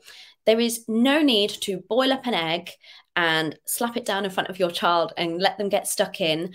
You might start with even a quarter or a tip of a teaspoon amount. And again, I have some families who are a little bit more gung-ho, like, yes, Lucy, let's get this in. Let's go with a full quarter of a teaspoon to begin with. And I have others who really do a tip of the teaspoon amount of, for example, a hard-boiled egg that's been sort of mashed or blended down and added to a food your child's had already. So there's always room for flex in terms of, if you are feeling very worried, then you can always start smaller. So I would say start egg first, followed by peanut, and start with very, very, very small amounts and build that up. And then top tip number 3 is that if you've successfully introduced those foods, so you've got egg in, they've perhaps had a good teaspoon amount a few times, and you're confident that there's no issues there, don't rest on your laurels and go, oh, great, we've done it. Cool, we'll move on now. It's actually really important we then maintain those foods in a child's diet. And that doesn't necessarily have to be every day. But for something like egg, we might be suggesting, half an egg 2 to 3 times a week. And for something like peanut, we would be thinking about perhaps 2 to 3 teaspoons of peanut butter, good teaspoons of peanut butter that's loosened, or ground peanuts, for example, again, spread across the week. Some people find it good to put it on a menu plan for babies, particularly if you've got a higher risk baby. But think about ways that you can keep it in. And again, I think this is something we'll be covering on the course, and certainly Penny's alluded to it already. How do I get these foods in, and essentially how do I keep them in? And then my top tip number 4, I've done 1, 2, 3. Top tip number 4 is, if you are worried about any potential reactions during weaning, so maybe with egg or peanuts, although I'd certainly say peanut is often, like Helen's alluded to earlier, those sorts of reactions tend to be very in your face, the IgE reactions that we might see with peanuts or tree nuts. But if you have any worries about those delayed type symptoms, because let's face it, there can be a lot going on in weaning. Kids get quite rashy with contact of certain foods on their skin. Their stool habits can change. They can get bunged up one day and they might be having loose stools, or, mucus or undigested food in their stools another day. Is to keep a food and symptom diary and take that with you if you are worried when you go and see your doctor or your dietitian, and they'll help you pick that apart, because we will ask you lots of questions that you may well have already answered with a food and symptom diary. So, early introduction of allergens is important. We would want to do them one at a time. We would suggest egg and peanut to begin with. Would always recommend starting small, and of course, give it in an age-appropriate form. So I've mentioned peanut a few times. We don't want to be giving whole peanuts to babies, absolutely not. So if you did pick up unsalted peanuts, for example, you would be wanting to grind those down to almost like a flour consistency, or like ground almond consistency. And if you're using peanut butter, I would generally say pick a peanut butter that's 100% peanuts and doesn't have lots of sugar and salt added in, because of course those are things we're avoiding when we're weaning. And actually they can be quite sticky, so loosening them off 50-50 with some of your baby's milk that's warm, or a little bit of warm water, or putting them in something warm. So sometimes I say, if your baby's had porridge already, make sure it's nice and warm, and then melt the peanut butter into there and give it to them on a spoon that way. So that's a little bit of a tip sort of section around introduction of allergens. Again, that will be covered a lot more on the course, thinking about all the other food allergens you might want to introduce and some other tips. The other thing I would definitely say, because I know the anxiety side of things can be huge, is that if this is something that as a parent you really don't want to do alone, please make sure you have somebody else there with you. So whether that's a partner, a grandparent, auntie, uncle, friend, that can often just be a little bit of confidence alongside. And generally speaking, even if children do react to food allergens when we introduce them during weaning, a very, very severe reaction, for example, in the case of anaphylaxis, would be quite rare in babies. So I hope that's reassuring. It's obviously not impossible, but it is rare. And I can't think about the last time, actually, with all the families I've supported, that I've actually seen that. So that's weaning. My other big thing around weaning that I would say, and I want to sort of drop in there from a tip perspective, is that when you start Dr. Google around weaning and allergies, or particularly when you're looking at some of those more nondescript symptoms that can be much harder to pin down as allergy, like reflux or the gastrointestinal symptoms Helen's already managed and talked about, is that it's very easy to fall into a habit of the advice that may be, oh, just give your baby one new food every 3 days. Now, whilst that's probably more appropriate for those common food allergens, so your egg and your peanut and your tree nuts and your soy, etc., when it comes to the rest of a child's diet, our job is actually to try and liberalize a baby's diet as much as possible and let them eat as much in terms of variety as possible. And we do actually know that's probably also got some links to reducing allergy risk overall. There's been some really interesting data and studies about that. So try not to fall into the trap of one new food every 3 days. So I don't know, broccoli. That doesn't need to be the case. It actually would be much better if you have more variety in your baby's diet. You offer them those tastes and textures and that variety that they need, not only from a kind of a health perspective, gut health, variety, but also because there are these really key windows of opportunity during weaning that we can't escape either. So babies have a period of time where they are most receptive to learning about taste. They like big, strong flavors. They'll get stuck in with a bit of vegetables, but also texture. And I think sometimes when it comes to allergy, it can be very easy to medicalize weaning. And we're talking about introduction of allergens and keeping allergens in and X, Y, and Z, and avoidance of milk, for example, and replacement. And actually, it's really important that we have those other key weaning principles. Nice varied diet, lots of fun with food, let them get messy, let them get it all over them as best as possible. There may be some challenges there if you've got a baby with eczema, we'll caveat that. And try and find some of the fun that does come with weaning, albeit it can be quite stressful too, that we would expect anyway with children who didn't have allergies. So I think that's really important. And it's certainly something I talk about a lot with my families who have children who have feeding difficulties, is that, weaning is also the foundations of learning how to eat and learning to enjoy food. So we need to think a little bit about how we get that variety in and make them an enjoyable experience. So that is something I will be covering a little bit more in the course as well, is sort of that positive foundations around food and weaning for babies and children who've got food allergies. Now, I'm conscious I've probably only got a few more minutes left. The second thing I was tasked to talk about today is the other end, when children are a little bit older. So they've gone through weaning, you've got your milk replacement sorted, you're in your weaning diet, you've got other foods introduced, and all of a sudden, bam, someone's saying to you, you need to start reintroducing something now. So this might be milk, for example, and it would be the topic of ladders. And again, this is something that I find some parents head towards with real vigor, like, yes, that's it, come on, I want to get going, and others who really shy away from it because they had such a tricky time with their child's symptoms. So a few things to know about ladders, which again, I'm going to cover in more detail on the course. The first is, why do we do them this way? Why don't we say, oh, my baby's X, many months or years old now, why don't we just try them with a little bit of fresh cow's milk? The reason we have ladders is that we are establishing a stepwise way of reintroducing food to children who have food allergy. And we don't want to give them a big, fat, horrible reaction straight away when we start a ladder. And we want to determine a degree of tolerance. So we are looking essentially at what dose of the allergen are we starting with? And we would always start generally with quite small amounts. So when you look at the start of things like milk ladders, egg ladders, we are starting with very small amounts of that allergic protein. We are also giving it generally in a form that is much less likely to cause an allergic reaction. And particularly with things like milk and egg, as an example, we know factors like heat can change the shape of those proteins and essentially, to put it very, very, very sort of crudely, make it much more difficult for the immune system to recognize it's the protein it doesn't like.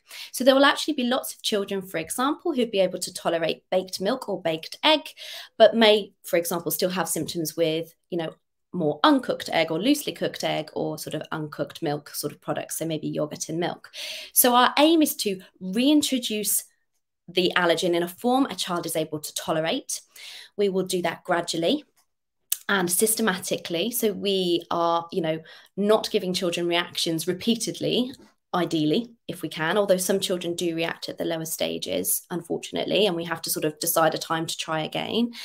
And we're also getting back to that really key point about the role of a dietitian, which is to liberalize the diet. Because if a child with a milk allergy can go and get tucked into, you know, the plain biscuits or the sponge cake at the birthday party, great, that's also a win. That also helps normalize and let children live a little bit more at well, which is background behind all of this course with allergies. So I could talk about ladders for ages, but there is systematic reintroduction, so stepwise, hence ladder, to the food allergen we're looking at, particularly for things like milk and egg, wheat and soya. We have a very straightforward way of doing it, but what will be very variable from child to child is how long they perhaps spend on each step, how long they might leave in between reactions. And again, this is the sort of stuff that I'm going to try and cover as much as possible, because I can't provide too much in the way of lots of individualized advice on the course. And things like, what are the shop bought alternatives? What do you do when a child reacts? When do you start again? All of those sorts of things. So yes, I'll wrap it up there. So I'm really excited. The course is going to be wonderful, like such fantastic speakers.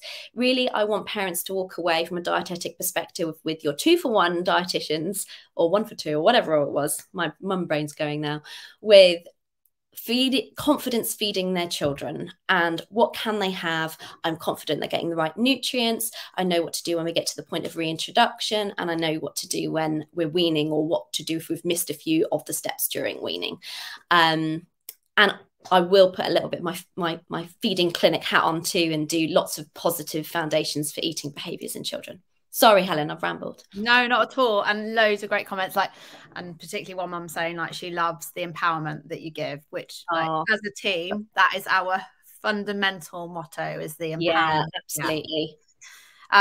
But also reading through the comments, a few people being triggered by like, I wish I had this advice. I wish I'd known things would have been so different, which we all get, which is why hear it every week. Yeah. There's just not good enough rapid access to people, you know, like I say, weaning, I want a child way before weaning if I can get it, and it's just tricky. It's so tricky. I've got a couple of questions for you. So so let's push it through a show. So Maddie has said her little one has reacted to walnuts with facial swelling. Should she introduce other tree nuts? I presume increased risk of allergy to other nuts, but is it then better to introduce them as soon as possible? Will that overcome some of the risk? It would depend how old the little one is. So, and also we do know, and you'll know this much better than me, Helen, that there are some links between certain nuts. So if you're allergic to one nut, there may be an increased likelihood of being allergic to another nut. So in situations like this, I would normally be deferring to the allergist looking after the child and saying, please can we do this together?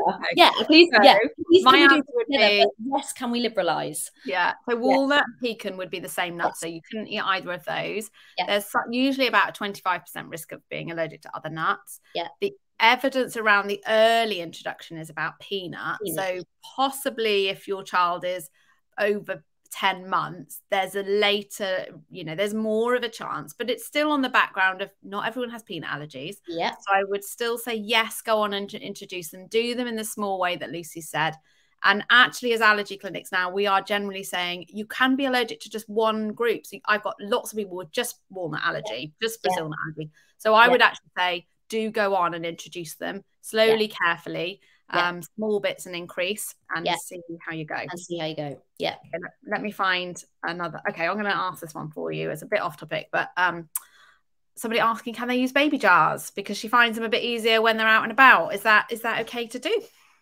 Yeah, absolutely fine. Do you know what? So the thing with food and nutrition and feeding kids is that it becomes really, really polarized, and it's always like this food's bad and this food's good, and there's always a spectrum in between.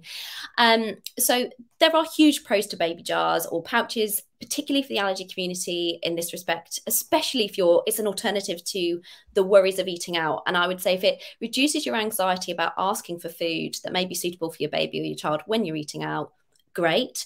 You know what's in them. They may be something your child's had before. That's absolutely fine. we flip the other way when we say, you know, when people ask me what the cons of baby jars or baby pouches are, it's just often along the lines of, what nutrition are they providing, and is that good enough? So, you know, 2, do they include what they say they include? Because often it will be like, look at this broccoli and pea jar, and the first ingredient will be 80% apple puree, which really, really grinds my gears. I'm like, no, that's apples. So I would just say, take a look at the ingredients, try and give variety with them. And you know, I don't want to say don't just rely on them, because I know some families really do. But what I would say, particularly through the crucial weaning period, is that some of the tricky issues we have with some of the baby jars and pouches, if children are hugely reliant on them and don't have family foods alongside, is that they don't often offer the variety of taste and texture progression that babies need. So they can all be very smooth, for example, or they may be a funny texture, very smooth with lumps. So I'm going off on one here, but yes, they're fine as an alternative when eating out, if that makes you feel happier. Absolutely. Thank you. Yeah, it's all about balance. Yeah, it's all about. I use them sometimes. Yeah, absolutely. On holiday, lazy, so I just threw food that we were eating. I've got loads of families that take them on holiday because they're worried about the buffets and things like that. You know, absolutely, they really have a place. Yeah. Thank you, Lucy. You're very welcome. Thank you so much, Helen. That's all right. Okay, now I am adding Odette. Welcome, Odette. Hello. Add your slides, and hopefully Odette's going to be okay, because we've had a few issues with Wi-Fi. But I'm going to hand over to you to introduce yourself, Odette, and I'm going to come off stream.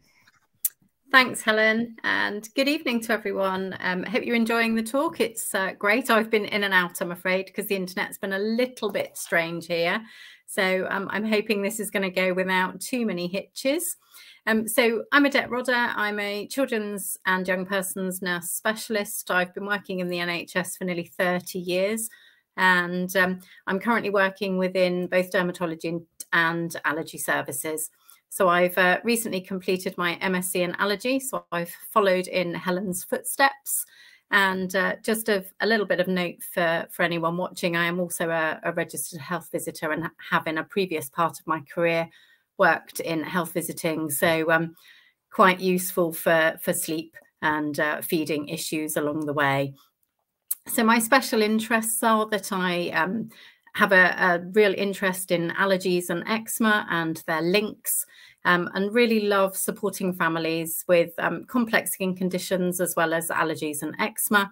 And I work with quite a lot of adolescents with skin problems and mental health. So I'm going to just talk to you a little bit tonight about eczema, and really the key to having the right support and the right knowledge to eczema is the key to you as families treating and managing the condition. Eczema is something that really affects an awful lot of families. 1 in 5 families will often have some eczema. There's often limited knowledge in primary care about managing it. So I think your journeys are often quite tricky. And just arming yourselves with the right levels of knowledge can really help. So I'm sure you'll agree. My picture's moved. I'm ever so sorry about that. But eczema can feel like a roller coaster in the dark going backwards.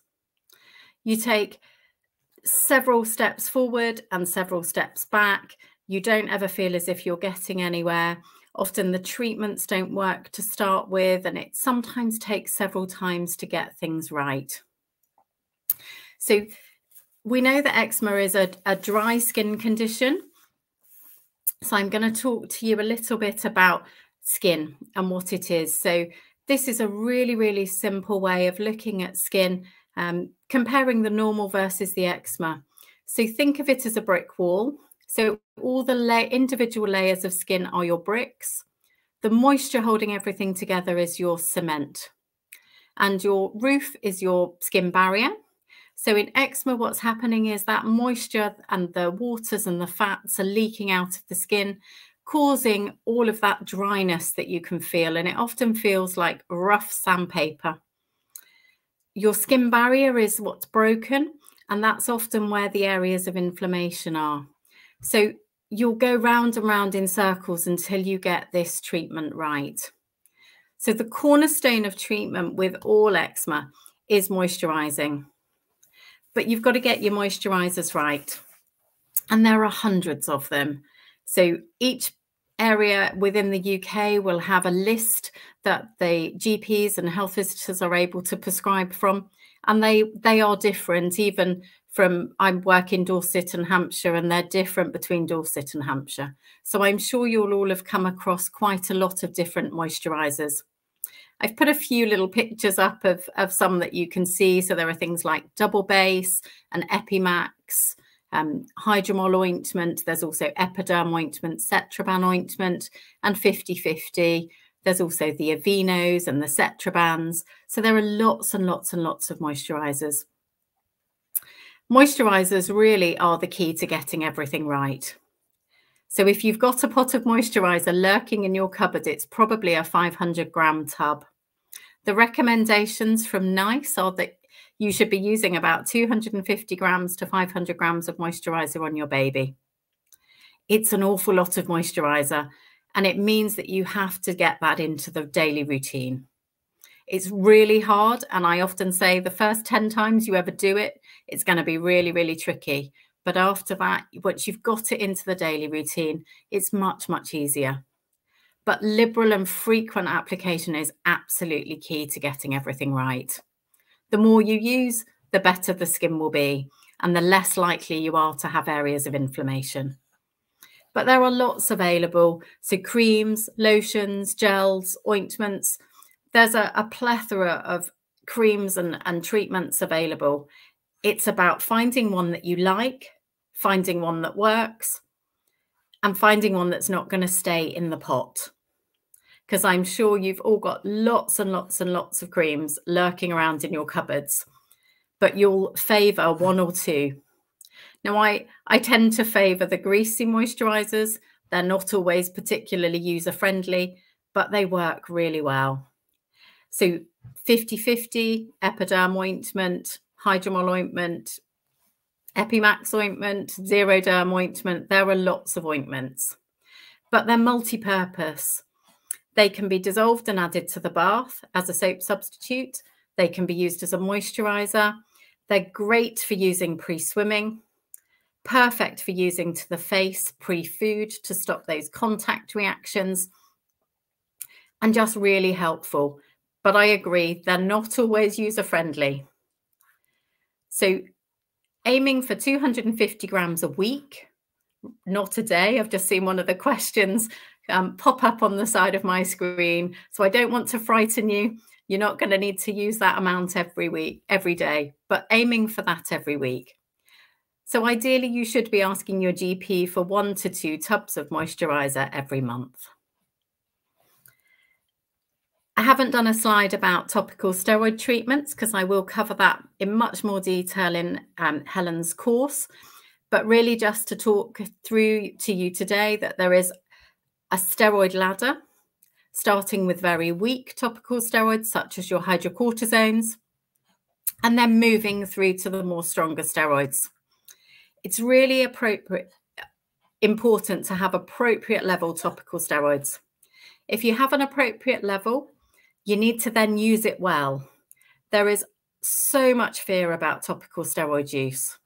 And if I can reassure you just a little bit tonight, using the lower strength topical steroids, you're really not going to harm your babies. You're going to help to get that barrier on the skin better by treating the areas of inflammation that you see. If you don't use your topical steroids for long enough, the inflammation on the top is going to disappear, but the inflammation underneath may well stay around for a little bit longer. So as soon as you stop it, it all comes back again. And then you get hugely frustrated because the treatment just isn't working. But hang on in there. You will get there. It will take time. And if you're anything like me, you're hugely impatient and you want everything to work now. But sometimes things take time. And it's having the confidence as a mum or a dad to actually apply the steroids. Don't be fearful of them. Try and make them your friends because they are actually only an anti-inflammatory treatment. Used safely and with support, you will get there. So really give yourself a break. Embrace life with eczema. Stay safe, and more importantly, stay sane. Dealing with eczema is hard work. It's okay to feel overwhelmed. As I say, it's like a roller coaster in the dark going backwards. But dealing with eczema and allergies is really stressful, and it can be absolutely terrifying. The lack of sleep as a new mum often makes everything fuzzy, but you're the one that holds the family together often, and having you functioning will make everybody much happier. But do remember that each hurdle that you pass is one that you've achieved. So celebrate those milestones. If you have a few days where the eczema isn't quite so active, take a step, take a breath, and celebrate the fact that you've got a few days without active eczema. But proactively treating flares rather than reacting is really important. So once you've got to that level of control where you're celebrating odd days without active eczema, if you see tiny new areas appearing, jump in there with your topical steroids and proactively treat them, because it will save them getting worse. And I appreciate when you're working with eczema and allergies, it's really tricky because sometimes there are no answers. We automatically think that allergies are the cornerstone of all problems with eczema, but they're not. It's an up and down journey. But remember, you're not alone. There's a lot of people on this talk tonight that have eczema. And keep a diary or keep some pictures, because when things are better, you'll realise how far that you've come. The first 2 years of life with eczema are definitely the worst. So with a baby with eczema, you will have ups and downs. There are many, many triggers: coughs and colds and viruses, learning about the environment, starting new foods, gaining teeth. Even the weather can be a problem. So don't despair. There is lots of help out there. So my personal aims is for children and young people and their families to be really knowledgeable and less terrified about your skin conditions and allergies. We want you to be happy and to live well with eczema, because I come across so many families who don't do things with their babies and don't enjoy those first months of life. It doesn't have to dominate every waking moment. And with the right support and the right treatments, you can enjoy your babies. We want you to be able to confidently manage the ups and downs. And we want you to feel listened to and well supported. But one of my personal aims is for all healthcare professionals to be able to support you as families and to be confident in their own personal knowledge of skin conditions, to make them confident in dealing with any of your queries and concerns. So how will the allergy course help you? Well, I'm hoping that I'm going to give you the knowledge and the skills to navigate some of the treatments and to empower you as families to manage the eczema well. We'll explore eczema, why it occurs, and discuss how allergy and eczema are related in detail. I'm hoping to explore eczema relationships with both food and allergies. But more importantly, the environmental allergies, because they're often quite tricky to manage. Introducing you to treatments. There are many available, but unpicking how best to use them. Everybody gets different advice and everybody's happy to give different advice. But what we want you to know is actually how to manage it in the best way that you possibly can. But more importantly, I want to give you the skills and understanding so that you are the person that's most in control and that you can actually improve your child's skin. Now, I've seen a few questions come up on the chat while I've been talking, so I'm sure Helen's going to throw lots at me now. I'm going to throw a few at you. So Tom has asked, when you're talking about ointment, did you mean 250 to 500 grams a day or a week? No, I meant a week, and I saw that pop up and went, oh, wow, a week. That's a lot. Yeah. Yeah, a day would be impressive. It might well help, but lots of people commented about how difficult eczema is. In many ways, they find it harder than the food allergies, and people underestimating how tricky it is. I'll give you a kind of an example of the steroid question. So we're using 50/50 for our 11th-month-old. We finished a 2-week course of steroids and it's come back after a week. When can we start again? So often it does take longer, and faces are really difficult because you get dribble and snot and food and all sorts of different things. So using a greasy moisturizer regularly will help. But if you've got areas of inflammation, often you have to use the topical steroids for really long periods of time. And sometimes that can be every day for 6 or 8 weeks to really try and get that inflammation under control. What you want to do is try and use an appropriate level steroid so that it is actually working, but making sure that you're applying enough. Because actually underuse of steroid is much, much more common than overuse of steroid. So when you're applying, making sure that you're applying enough. So if you have an ointment, you need to see a thin, greasy layer where you've applied it. Yeah. If you can't see it, my tip is you've not used enough. And often you have to use it for much longer than you think you need to use it. Because I think as a mum, you would accept pale pink as good. But actually, as a healthcare professional, I want you to go another week or 10 days further and get to clear skin.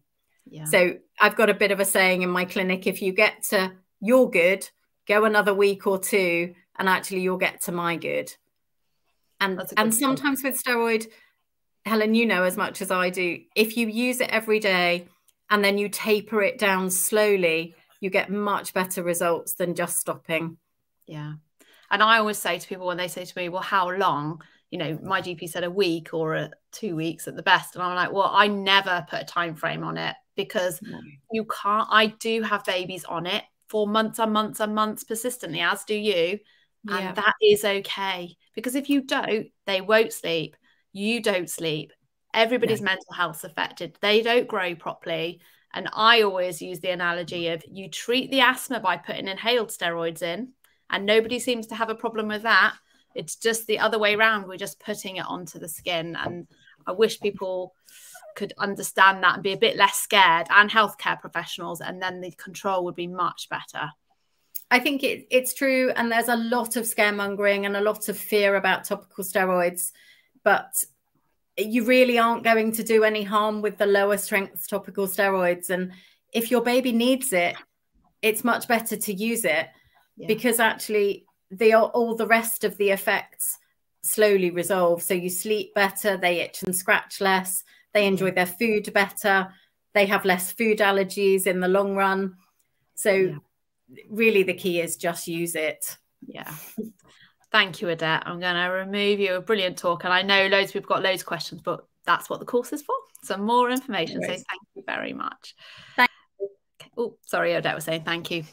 But last but not least, to kind of pull us all together, really, because as you can see, as you've been looking through the chat, probably like me, and I'm just trying to move up my screen, one of the things that we are all struggling with allergies is the psychological impact it has on our child's mental health and certainly ours as a family. So I'm delighted, if I can add her, to welcome Francesca, who is our resident children's psychologist, and I'm going to add her slides and she's going to talk to us more about how we can combat those worries.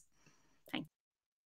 Thank you, Helen, and thank you everyone for joining and sticking around tonight. It's been so interesting hearing from all of the other professionals, and for me it just really highlights how a kind of holistic, multi-professional approach to allergy is just so important.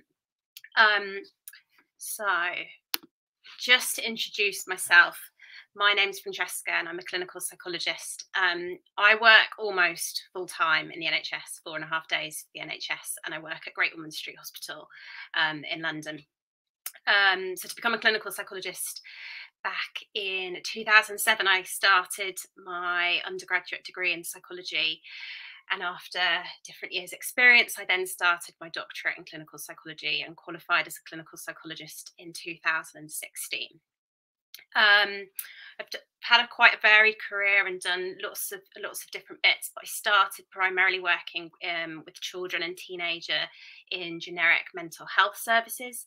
And as I've gone through my career, I've become more specialist in working in paediatrics, so more hospital-based psychology and children with health conditions, thinking about the impact that medical conditions can have on child development and on child mental health and on the wider family in general, thinking about adjustment to diagnosis, and making sure that those living with health conditions have the right support, and the psychological impact on the whole family.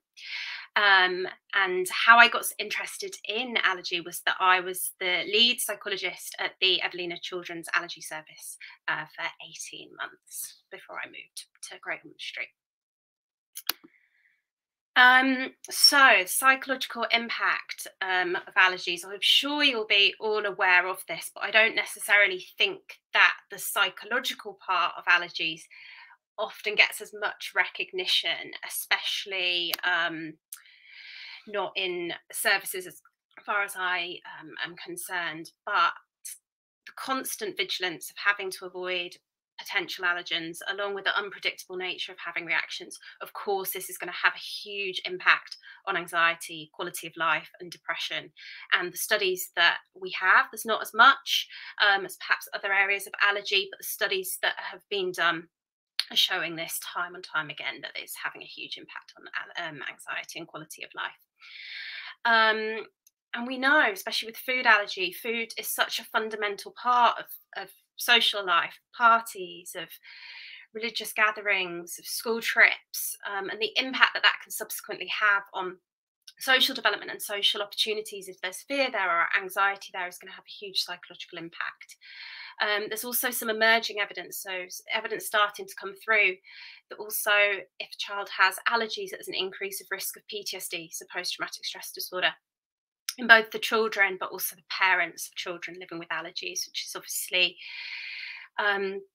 concerning for me as a psychologist, and I want to kind of do something about that. We know that quality of life can be worse if you have other comorbidities such as asthma or eczema, and the quality of life of parents is also reduced, particularly in mothers who are reporting higher levels of stress and anxiety in kind of managing their child's allergy.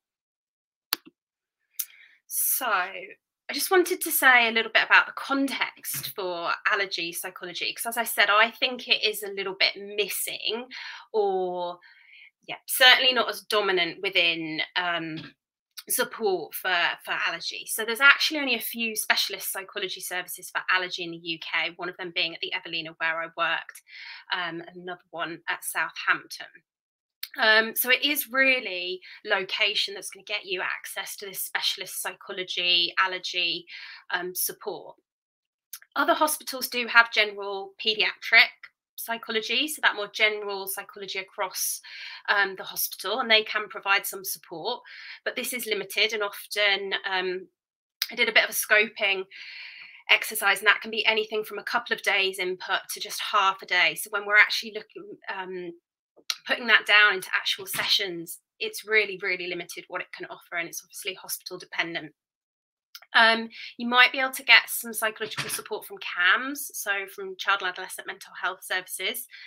But for those that might be following the news at the moment, there's an incredibly long waiting list at CAMS, and it may be that children don't meet a threshold, or that allergy in some cases might exclude them from services.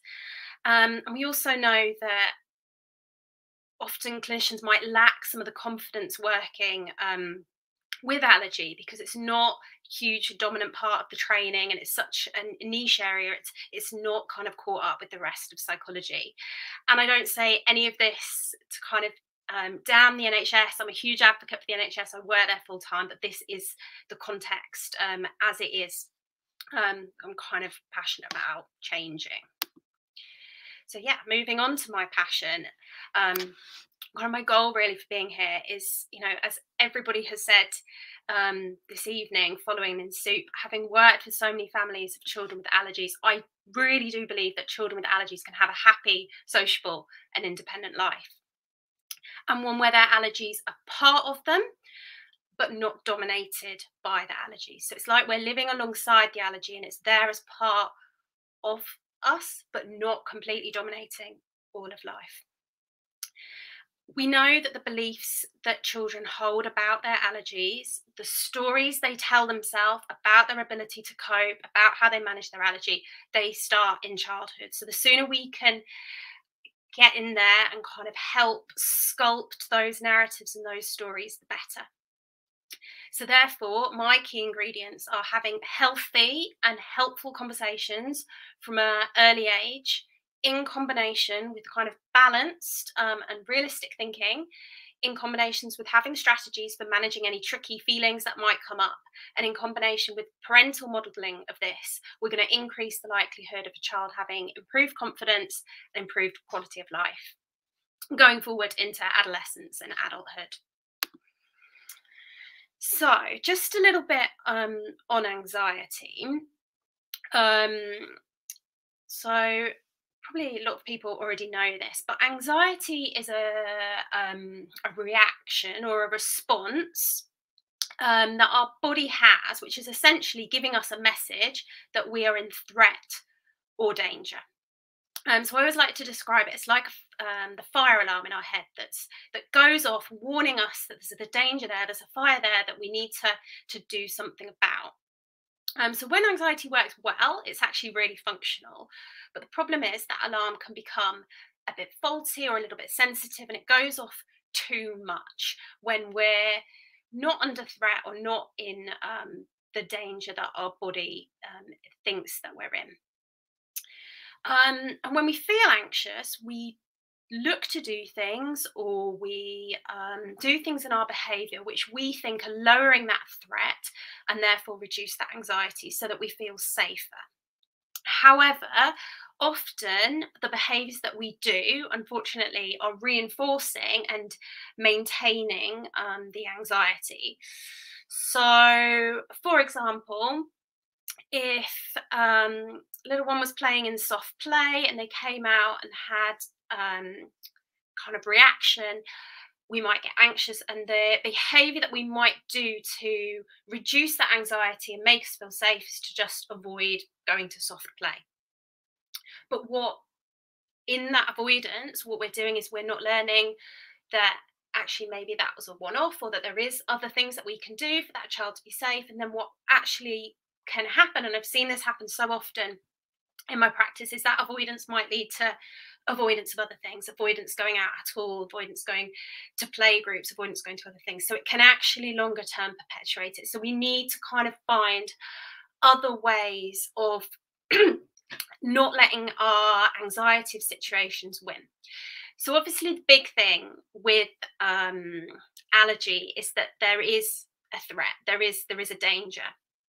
But as I said before, what we need to try and do is actually work out kind of realistically the danger that we're actually in, because most of the time your child is safe, and it's kind of that alarm, keeping a watchful lookout, being vigilant, having a watchful eye over what's going on, but not fully sounding. We need that to sound at, if and when it happens, the serious reactions, but we don't want it going off all of the time.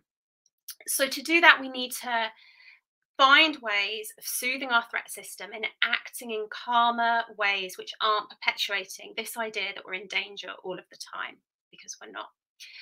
And finding alternative ways of responding to and thinking about situations which are naturally going to go against this instinct, which are naturally going to go against this mechanism that is anxiety, that's kind of naturally there to keep us safe and out of danger.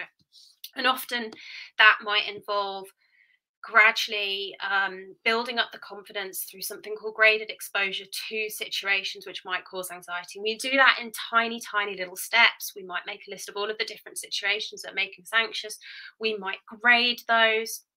We might break those down into tiny bits and do the smallest steps, and just repeating that over and over again, working up to build confidence. And I'm going to talk more about that in the course as to how we can do that.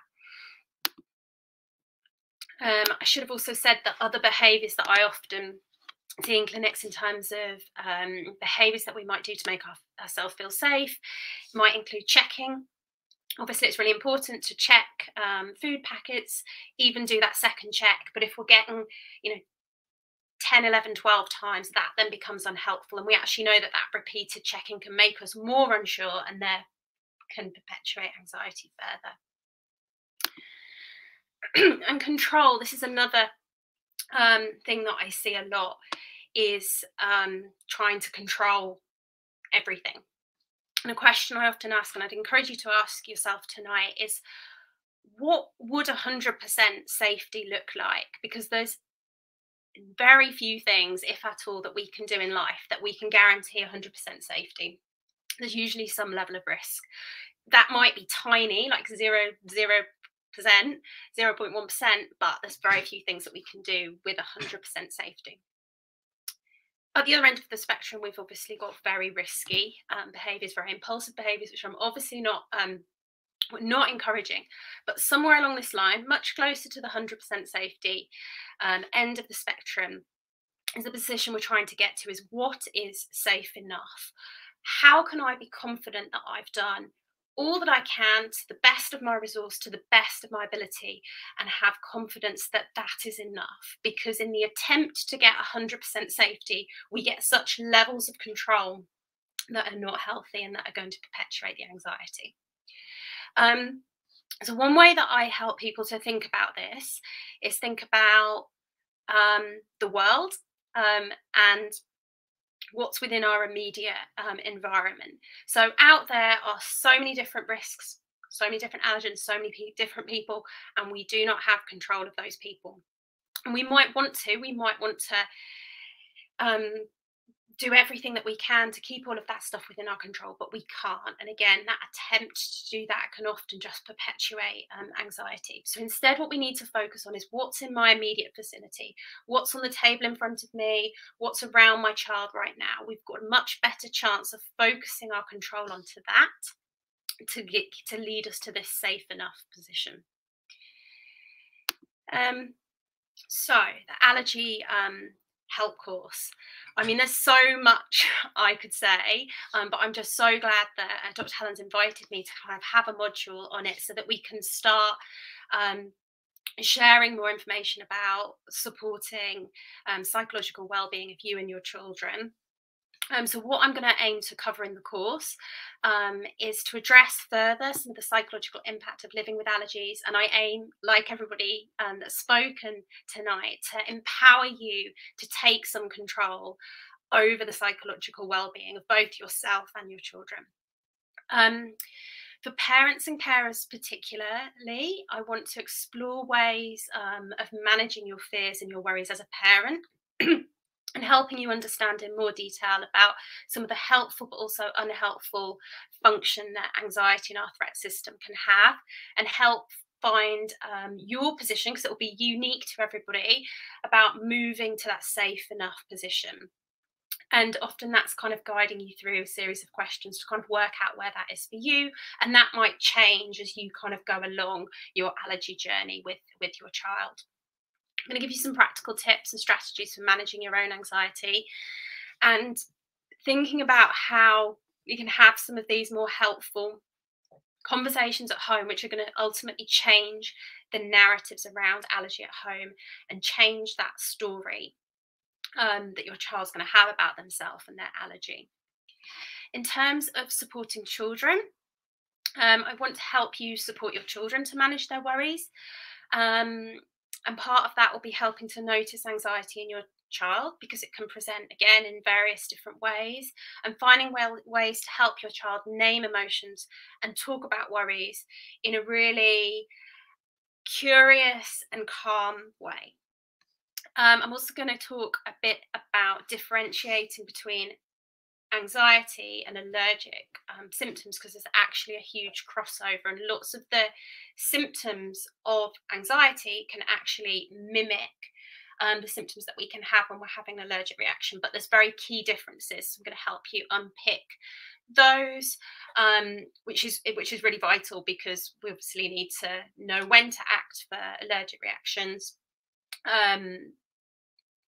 but not perpetuate anxiety in children. So I just put a slide there to show my Instagram. If you want to follow me. Thank you, Francesca. I think all the links as well are on like all the sign up pages, and we'll pop in the email everybody's social media links. I think we've been doing that a lot anyway, but so I'm going to share. Thank you again. As you've gone through, loads of comments of like, I thought it was just normal that I'm crazy and that I worry so much, and someone highlighting that somebody had suggested to them that they have some support, and them thinking, was that like an insult? And I was just saying, no, actually, I think that's brilliant that it was recognized that it has an impact on your life, as it really hugely does. I'm going to ask you a couple of questions. So Siobhan has said, how do you teach a child about their allergies? Her little one is 3 and starting nursery. So I guess she wants her to have some awareness, but how can you do that in a child-friendly way to not make them nervous? So she's 3 years old. So I think like lots of this isn't necessarily about sitting down and kind of having this big education with your child. It's lots of this is just how you're weaving this into your everyday conversations. I'm going to talk more about this in the course, but how we can just be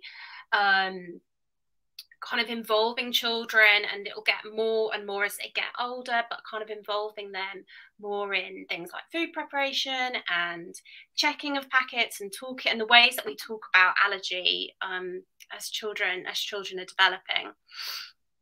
So it's, so don't think it's necessarily like a sit down conversation you've got to have. It's going to be more about how it's spoken about in the family. Yeah, we just did it lots, like, and I see lots of people doing like, I talk about like playing shopping, for instance, for the younger ones, and even though they can't read, we're like, oh, we're at the shops, let's have a look, and children mimic, and they mimic your behavior so often. And I talk all the time about, you know, if you are very anxious around the food table, they're going to be mimicking and copying what you do. So how you talk to them about it and what worries are on your face. So practice, I guess, if you need to, in front of a mirror, and you just need to be the swan that you're looking like it's all fine, and inside, you know. And lots of mums said that they wish they could just strap a GoPro camera on their child's head so they could see what they're up to when they're out on their own. And I was thinking I probably need that for my teenagers, let alone the little ones. And lots of positive, and I was just going to say lots of positive meal times, and there's lots in how you set up meal times, and just how food is spoken about, and how we can talk about kind of have different foods that might make you sick or might make you poorly. So it's just about kind of adapting the language. Yeah, and we recognize it has a huge impact, and so we just want to say it does. It's okay that you feel like this, but we do want to change that narrative for you. Yeah, so and I can also say about just one more thing I was going to say. I think one of the barriers to people coming to see a psychologist perhaps is stigma, and it means that I'm not coping, or that I'm crazy, or there's something wrong. And it really isn't that at all. You know, so much of the work that I do isn't about kind of when it's got to a crisis point. It is about how we can understand children's emotions, children's developments, their behavior, our relationships, how we communicate things, and kind of just understanding that overall psychological well-being. So it's not a shame to see a psychologist. No, I always say I've done it loads for my children, to help with me, to learn new things. So totally, those days are gone. The stigma should be gone. So thank you, Francesca. Thank you. Okay, so the bit you've all been waiting about, and the bit that we finished before we finished for tonight. I mean, we have had fantastic speakers, and I know that even if you can't purchase the course, you'll have learnt loads. We've given you tips of where to go. You can follow us all on social media. I've shared somewhere in there the link for the course, but we are going to email it out to everybody. So I think if you work out the value of the course, and as I say, there are 10 modules. So if you looked at the cost of coming to see us all individually, you're looking somewhere between £120 to £250 plus an hour. So the course value is over £2,000, and we have got pop-up speakers for you. But it's going to be £397 for the 10 modules. But if you sign up in the first 48 hours, so sign up by midnight Wednesday, you'll get 10% off. So that really is the equivalent of pretty much an allergy consultation with a skin prick. but you can then have recorded access to these modules forever. So if you've got that baby, but you're not ready to start school, but it will be coming, then you just have that module recorded. So when the time comes, you'll know what to do. Although we don't want you to sort of share all of it with your friends, we are happy for you to share it with your family so that they can learn as well. So that you do all feel as a family unit that you know exactly how to keep your child safe. When is it allergy? What's anaphylaxis? What do these tests mean? Do I need an EpiPen? How can I manage my anxiety? How the heck can we manage this eczema? And in amongst all of that, what do you do about the dietetics? And you will get everything I think you could possibly want. Plus, we will be coming in a closed group, answering questions after every module. So it really is, I think, the most comprehensive thing that you could buy. And I've never seen anything like it in the UK. So I'm really proud that we're offering it. And as I say, 10% of the profits will go to Anaphylaxis UK and 10% to Sadie Bristow. So I'm going to get all my speakers just quickly back on stream. I'm going to add Adette and Penny and Lucy and and Francesca, who's still ready. And we've got Claire. And have I got Simon still? He may or may not be there as well. He's cameras. Yeah, there he is. Thank you, everyone, for giving up your time. Have I put anyone on? Yeah. I think it's been phenomenal. The comments and the feedback and everybody feeling heard and understood. And you're all amazing. Great team we've got. I have added everyone, haven't I? 1, 2, 3. Yes. Yes. Thank you, everybody. I'm going to let everyone go and have a glass of wine. You know, if you need us, anybody, reach out. We are all more than happy to help from the charity perspective, individual perspective. Even if you can't purchase, we still adamantly believe in helping you. So just reach out to us. Yeah.